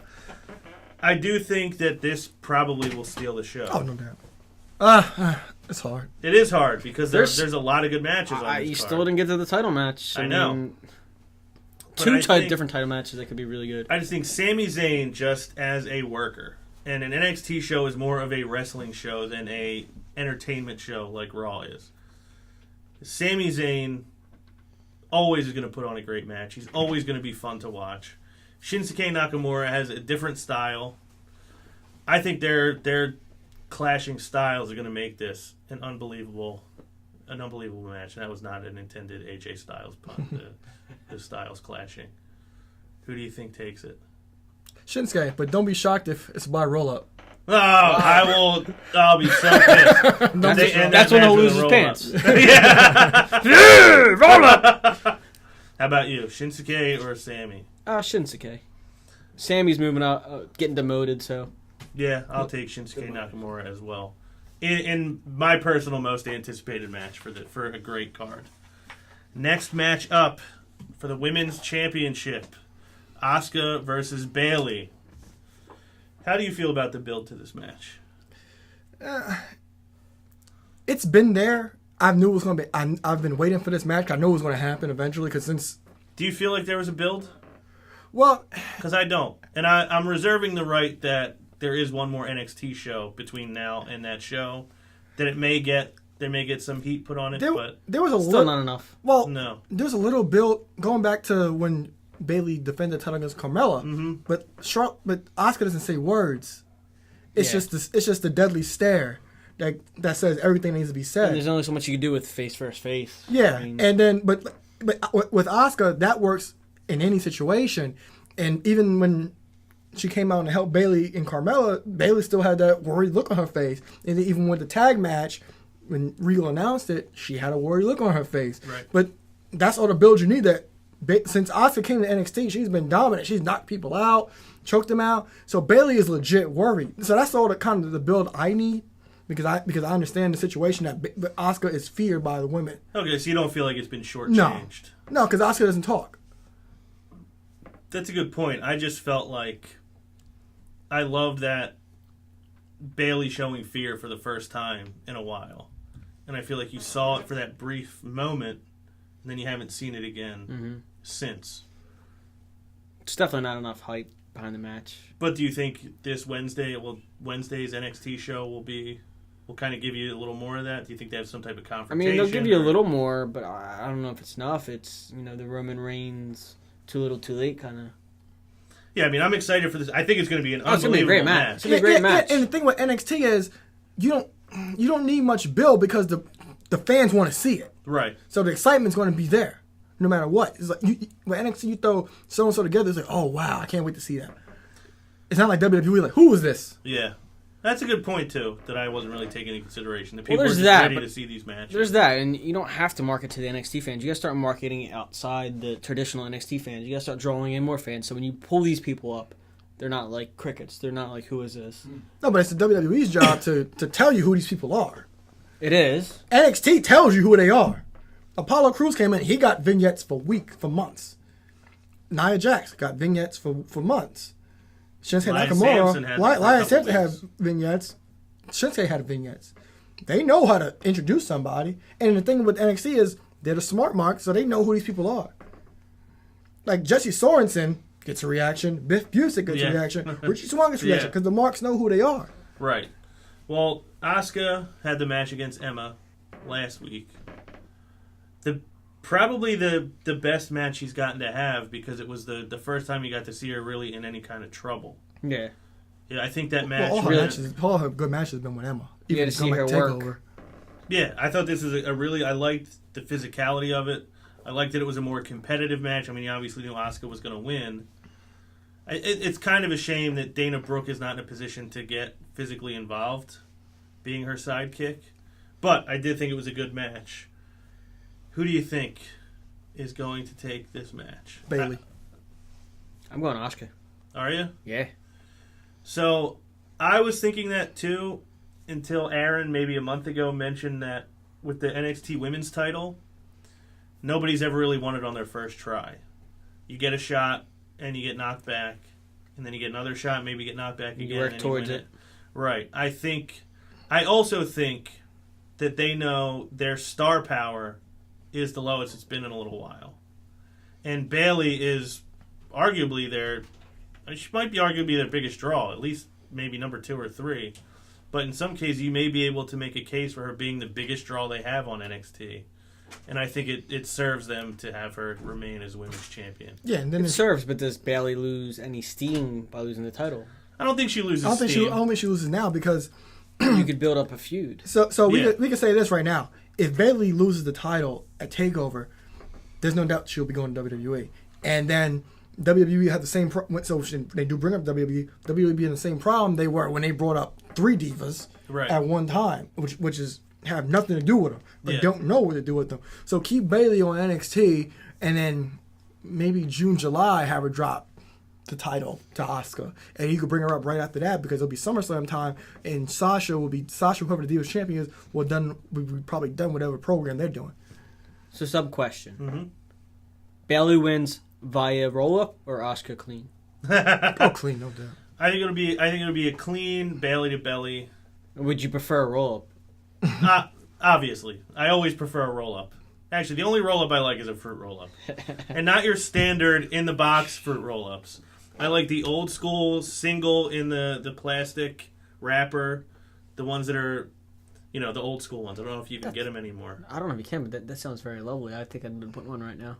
I would take a fruit roll up right now. Wow. Over a roll up. I'm gonna get off track all day. We're gonna go fruit roll up. We're gonna fruit roll up nation. And I have no worries with Bayley when she goes to WWE because she's so marketable. Because she's like Girl John Cena. Yes, I said his name.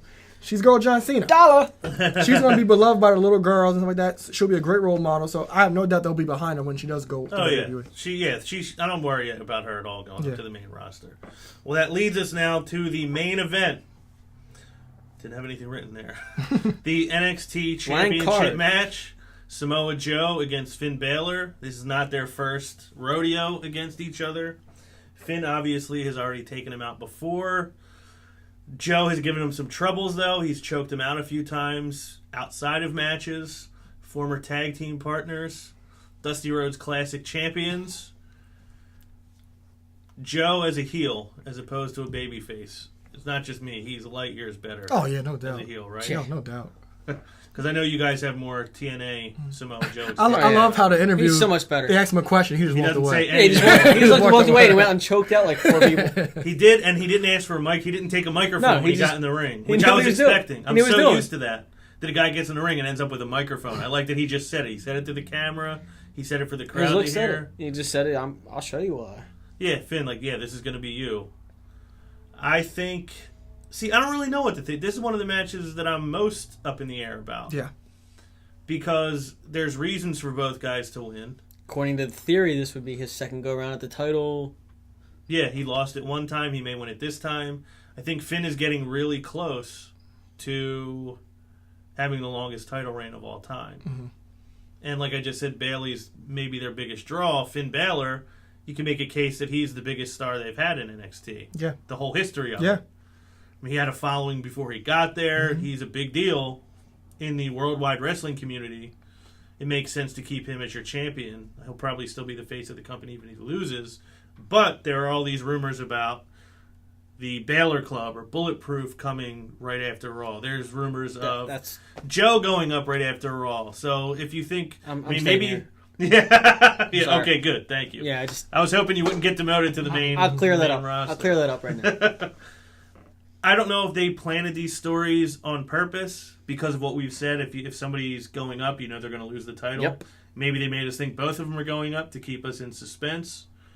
But this is a match that I do think they've had a good build to, even without having Finn that much on the show. Yeah. There's a lot of history, and they've done a lot with each other. And I believe they're going to have a confrontation on this week's episode coming up. Yeah. I don't know. Do they? I don't know. Sometimes when the spoilers come out, they just give you the match results and they don't tell you the kind of extracurricular stuff. Yeah. How much are you looking forward to this match? This is probably my maybe my third match I'm looking forward to. Really? Most. So Yeah. what's 1 and 2? Bailey, Asuka, and I just want the Revival to get rid of. I mean, Nakamura and Zayn, and then this. How about you? Where does this rank for you on your Probably- excitement? Probably first for me. First? I'm thinking they're going to have to try and outdo their first match, which was really Good. That was London, right? Yeah. Yeah, it was a really good match. And I just expect a lot out of this match, other than wanting to see Austin Aries, beat the living hell out of Corbin. I'm looking forward to this most, probably. Yeah, I think this is going to be a really good match. I think there's going to be a lot of emotional investment in it on both sides. I always like, and a lot of people don't like big wrestlers. The reason why I'm not a huge fan of them, but I see that they have a place, is I feel like that underdog story doesn't get old. It doesn't. It always works. Shawn Michaels against The Undertaker in a Hell in a Cell. My favorite match of all time. Because you got Michaels going up against this formidable, gigantic guy. He's a small guy. And he finds ways to keep getting back up and keep coming at him and keep getting on top.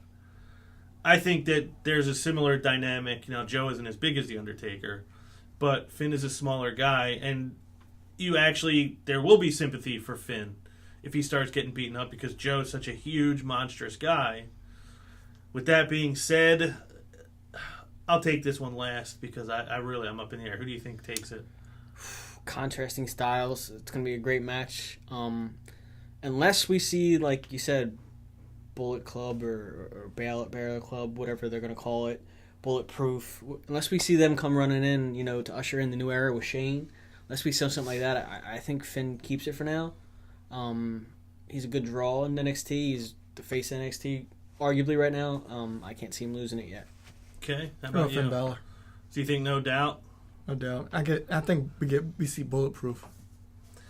If Finn Balor wasn't so close to breaking the record for the longest title reign, I probably would pick Samoa Joe. I think he's earned it, and I think he'd be a good guy to put the title on.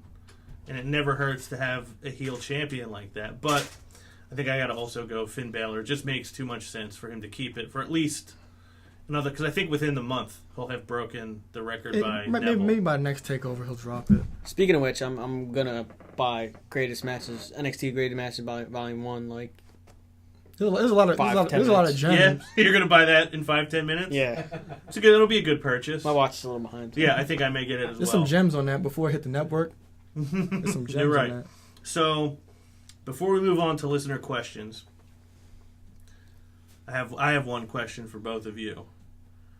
Does No, I'm not. NXT... You don't need to. Okay. Does NXT Takeover Dallas outperform WrestleMania? No way. Come on, Cash. Lost your mind. Shane O'Mac. Yes. You go Oh, yes? come on. Yes. I want to say yes, but They do it every time. I don't think so. I don't think so. But Shane O'Mac is in it. Yeah, every I time. think this is You got one Shane instance O'Mac. where there are just a couple matches on WrestleMania. If you did a star rating for every match on both cards, NXT would probably have the higher average star rating, but I think as an entire event, I think this WrestleMania may not top the way last year's WrestleMania ended, but I think on a whole, the highs of WrestleMania are going to surpass. The stipulations in the matches alone should set up for unique situations at WrestleMania, whereas you're getting a lot of clean, quality wrestling in NXT, which I'm not complaining about. Yeah, that's not to take away from that I think NXT is going to have a great show. I just They might have an I amazing think show. WrestleMania is going to... What's good about WrestleMania is going to be really, really good. And I think that will at least keep them on an even playing field. I don't think everybody will come out of Mania weekend saying, oh, NXT was better than WrestleMania. I'm not saying WrestleMania won't be good. I just think NXT will be better. I mean, if because NXT, this is NXT is straight wrestling, and Right. not all of us are there for the pure entertainment aspect. We're there for wrestling. So you think the purists are going to come out of it saying NXT stole the Yes. weekend once again? Yeah. I mean, if this was NXT going up against School Bus, or NXT going against Yellow Stop Sign, or NXT going against Railroad Crossing, Oh, Roadblock. whatever pay-per-view, if NXT going against like Survivor Series, possibly, but I think they won't let WrestleMania be outshined. So before we get to our Final Four and championship picks in the MarchMania bracket, we'll do some listener questions.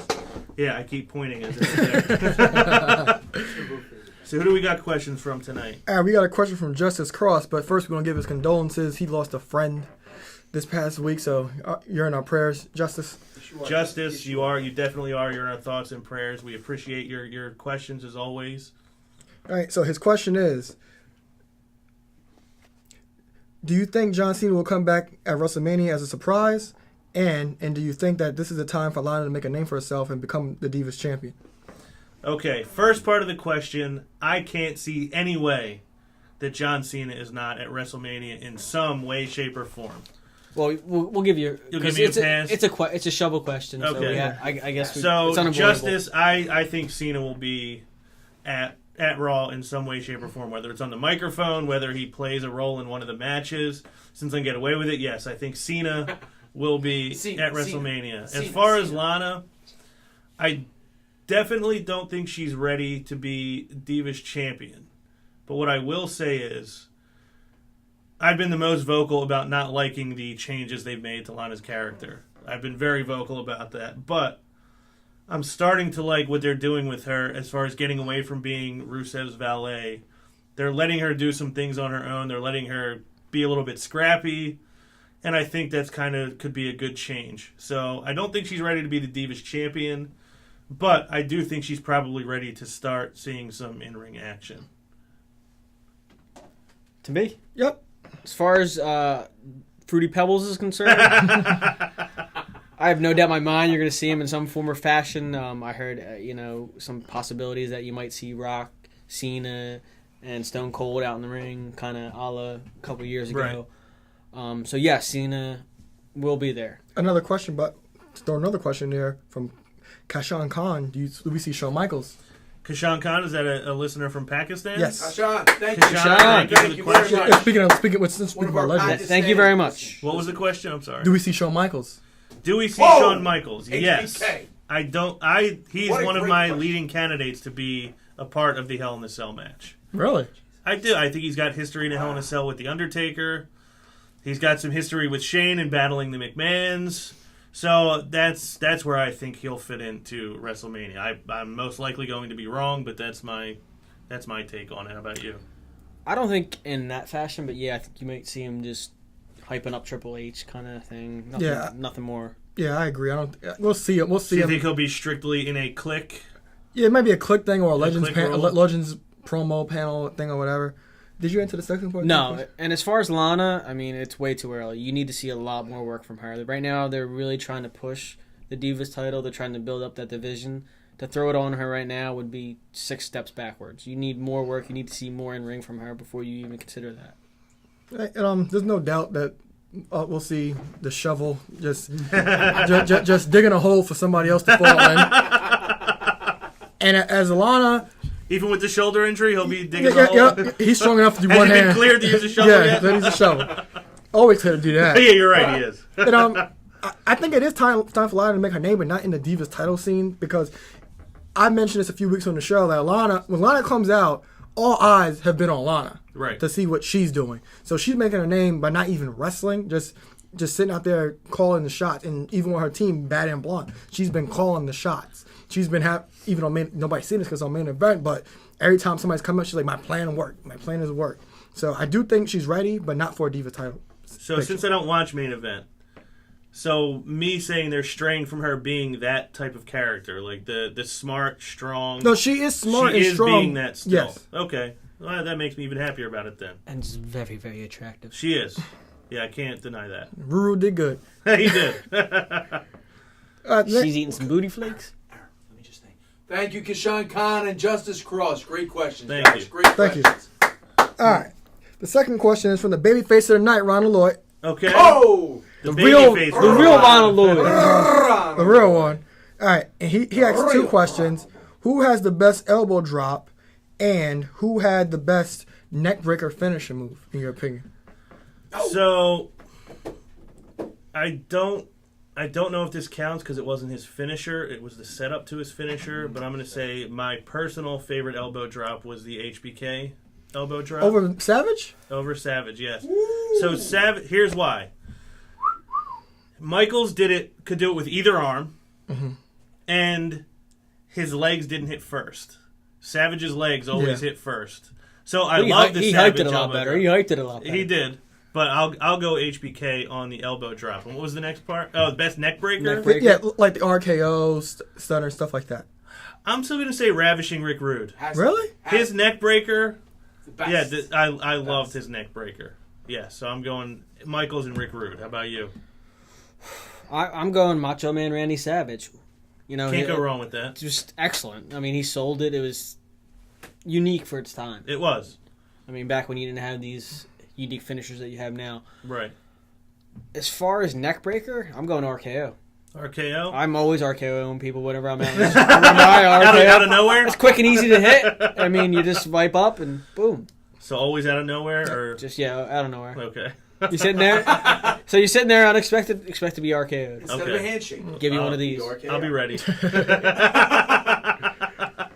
All right. I'm gonna go with Michael's elbow drop as well. Okay. I was just real shocked you didn't go with Savage. Yeah, I almost. That's booty.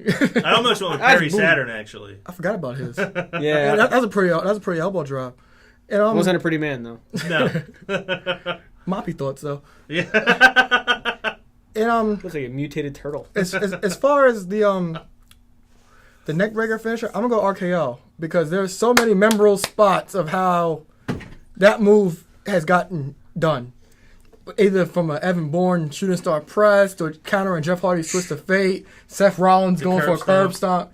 There's so many memorable moments from an RKO. Yeah. So I'm gonna go with the RKO. Great point. Not to mention, I mean, some people might say stunner. Stunner had to be prefaced usually by a kick to the gut. Right. RKO, you just pop. Kick to the gut first. Yeah, always. Was that any more questions? Or Yeah, we was got that- more. Okay. All right, I got a question from Dean Ivory from Brooklyn. What do you say now, Dean? Dean, thank you. Mr. Ivory. Appreciate Mr. it. Ivory. He's been knighted.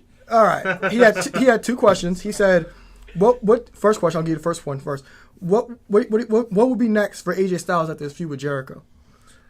That's tough because I Great always question, thought Dino. it was going to be Kevin Owens next. I thought they had, kind of previewed that a little bit in the Royal Rumble. But now I don't think so because it looks like it's going to be Kevin Owens and Sami Zayn. I don't know. They may want to get a title on him, so maybe he'll feud with the new U.S. champion Ryback. Oh, jeez. I'd hate to see it, but Don't do that to me. Or maybe somebody like Dolph Ziggler. I don't know. How about you? It's kind of a tough question because It's really for the tough. reasons you said.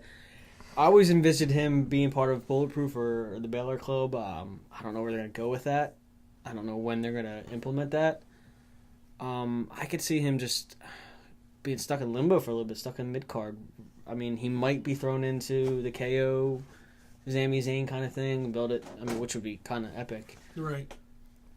But as far as that, that's all I got on that. How about you? Well, I agree with you because Jericho's still booked. It's booked at the WrestleMania, and I said, remember, I wouldn't be surprised if Jericho did beat AJ Keep and this going. keep this going for another month. And then when I do believe Ryberg will win the U.S. title, and like I said, gotta get a title on this guy to get him some He legitimacy. loves that. You brought this guy in straight to WWE. You gotta get a title on this guy. And the U.S. title's been in limbo since it's been on Del Rio's and since the shovel dropped it. So you got to get this guy a title and give him some relevancy, and AJ can bring relevancy back to a U.S. title. So I think this feud with Jericho may continue, and then he can go on with Ryberg for the U.S. title. Okay. Was there another part to that question? Yeah, he had another Just- part. He okay. said, what was your best WrestleMania match and moment? Best match Your and favorite moment match and ever? moment. Do you want to take that one first? I need a second. Yeah, I don't know. It's kind of a tough question. I'll go first, Okay. but most of my favorite matches have to do with Shawn Michaels. I could choose any one. Right. But his match from 25 with The Undertaker stole the show. It's a good one. Amazing. And for a WrestleMania moment, I'll probably go with Austin turning heel. That's good. There's been so many, but I'll probably go with Austin turning heel because nobody saw it coming. Yeah, I'm ready for mine now.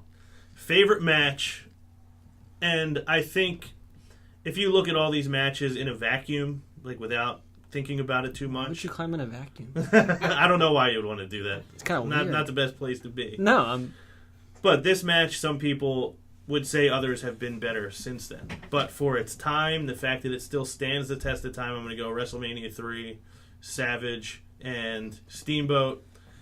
Like I said, that's the match that made me fall in love with pro wrestling. That's when I got hooked. That was the first time I ever had like real emotions and really wanted somebody to win and was going to be furious and probably cry if somebody lost. So I'm going to say that match. My favorite WrestleMania moment is a tough one between two. You may say this one, so I'll go with the other one. I'm going to say Seth Rollins cashing in last year. Wow. I could not have been more excited when that music hit and he ran down the ramp. That leads me to one of my questions, but I'll answer this first. Okay. There's so many matches, it's tough to pick out one. Right. But I mean, being like probably one of my most epic wrestlers, I almost have to go. The first time I saw Hulk Hogan, Ultimate Warrior, in WrestleMania. Well, it was hyped monstrous. Up. Yeah, it was monstrous. It was huge at the time. Hogan actually lost. Yeah, he did. Yeah, Clean. He stopped shoveling, huh? He put away the shovel for that match. But I mean, like I said, there's so many moments. It's hard to pick one. I could also went HBK, Razor Ramon in the ladder match. That was probably the first ladder match. I mean, that's right there with it. As far as WrestleMania moments, I'm gonna go kind of recently with Daniel Bryan winning the title. That was what and he did it in such a fashion, beating Triple H and getting thrown into the match, and no one really expected it to happen like that. It was such a, I was kind of teary. May have been the best individual performance. All about you, DB. To have those two matches. Now, granted, he did get stretchered out for part of it, but that was the other one that I left for you. So I'm glad. I figured. I set the table. I'm glad you took it. Can I ask a follow-up? You can. WrestleMania 3. What were you in third grade? It was 87, so yeah, third grade. Where'd you watch that at? Because it was a pay-per-view. I watched it. I don't remember. Because I remember being a kid and like no kids were able to watch. I think I may have been at. I might have been at one of my. No, it wasn't. No, we weren't. Not that we weren't friends, but we weren't hanging out at the time. Yeah, he was with the cool kids.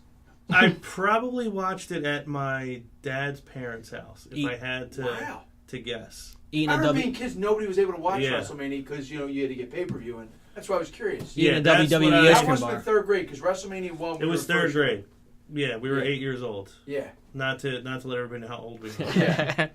Watching one of those ice Aaron cream was bars, still right? swinging on a star. Yeah. Halo?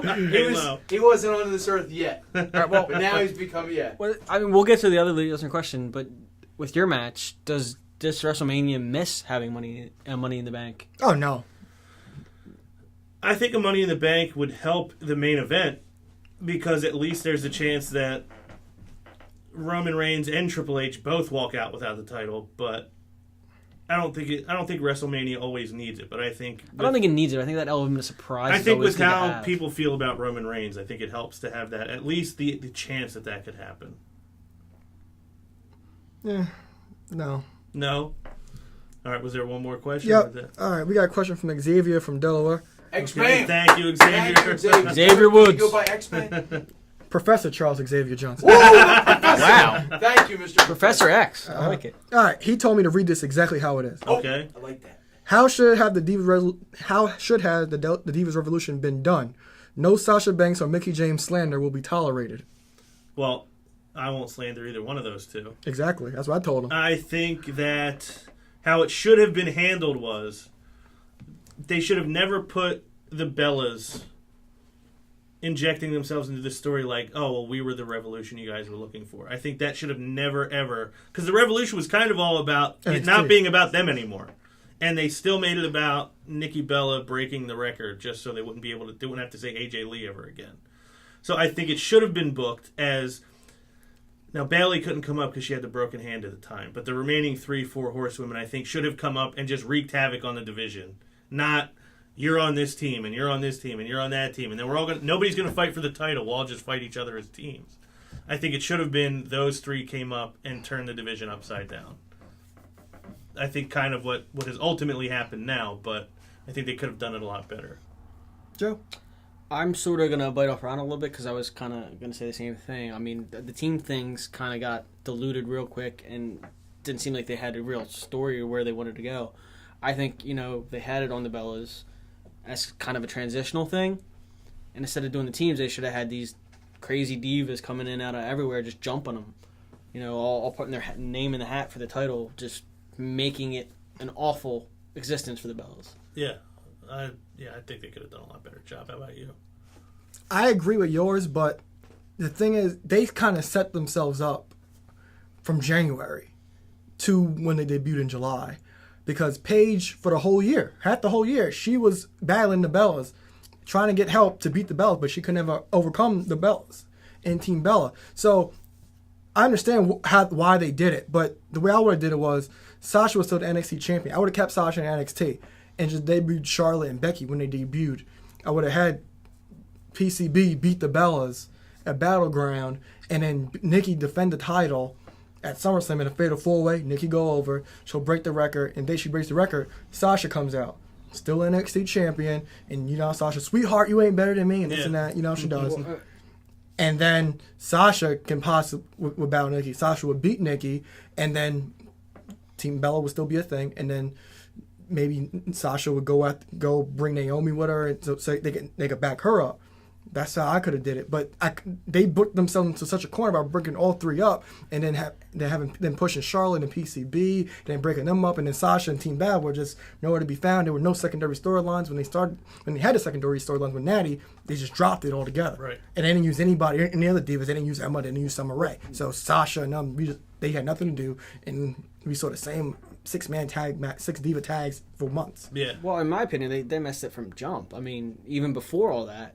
When Paige to me is probably what Sasha is to you. I was in love with that. Yeah. I love Paige. She came up first day winning the title, which again I think was a little too quick because you didn't get any time to build her. But if they're going to do that, they can't have her lose the title as quick as they did. Then put it back on her, then have her lose it again. It made the title less relevant. It just too quick with title reigns. They could have had a better run. Yeah, but thing is, Paige so-called started the Divas Revolution. Her and Emma.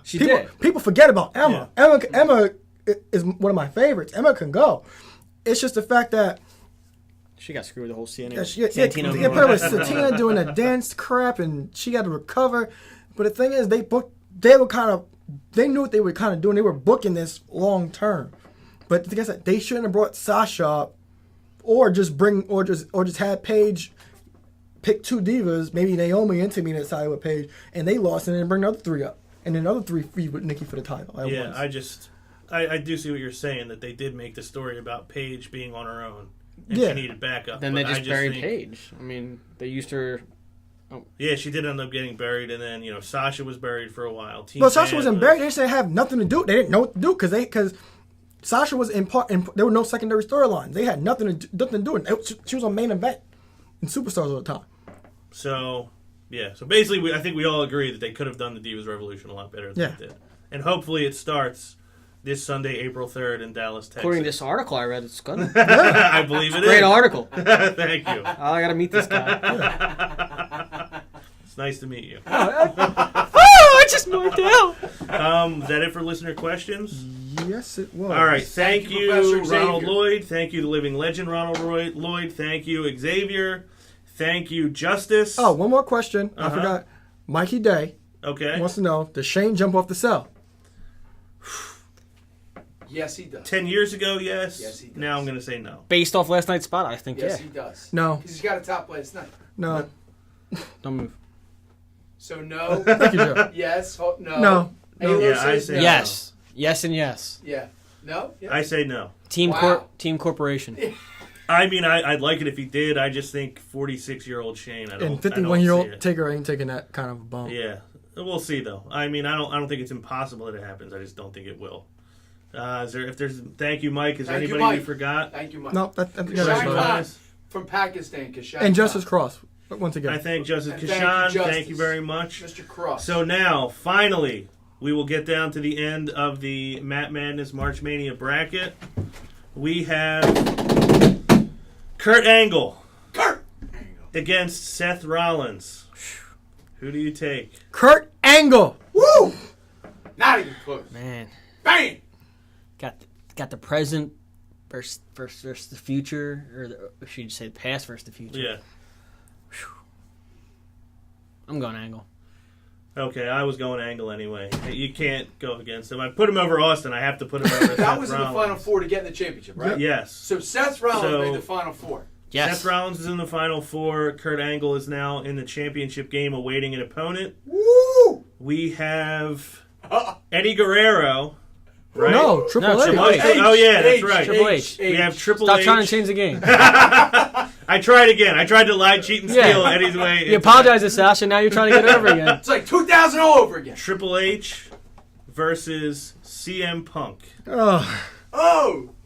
Joe, do you want to take that one first? I know he's gonna have a hard time with this one. Halo wants to grunt a little bit first. Who'd I? Who do you got? CM Punk or Triple H? Big CM Punk fan, but the game. It's all about the game. He's gonna be in this head. Ooh! Ron, please go. All right, so Aaron gets a vote. I'm gonna take CM Punk. Wow. So it's all versus Punk in the finals. I mean, I know you're gonna take. You can't not take him. I don't know. I don't know, because... Has CM Punk met his match? No, because this... Triple H I don't think he buries people, but this is one of his few burials. Yeah. Are we gonna get a triple threat match in the final? That's a great idea. This is the only time. This is one of his only times I'll give you that he buried somebody. Punk was at the hottest of his career, and Triple H just stopped all his momentum. Vince fed Triple H to Punk to Triple H.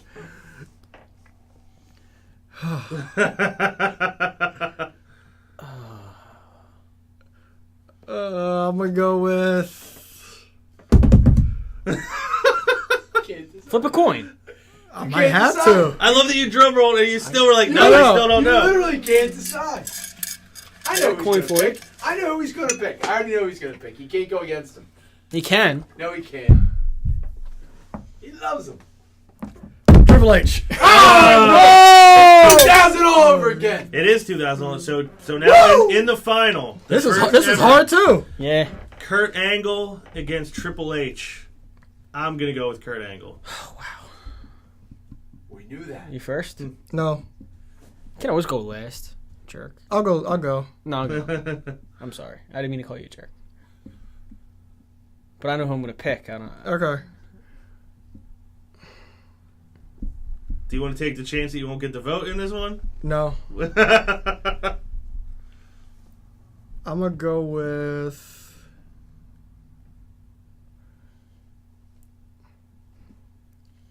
Your Olympic hero. Whoa! It's settled. Who are you It's gonna already go with? done. Triple H.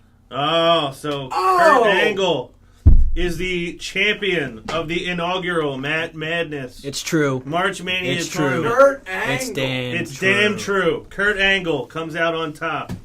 So anyone who voted in the polls on Facebook, thank you. Anyone who had any interest in this at all, thank you. Anybody who's listening up to this point, thank you. We will see you again next week, recapping NXT Takeover Dallas and WrestleMania 32. And look forward to next year. We're gonna have this more interactive for you. We will. We'll give you more of a chance to vote and have a say in what goes on. Plus, Ron's got some things working up in that delicious brain of his. It's gonna be unique.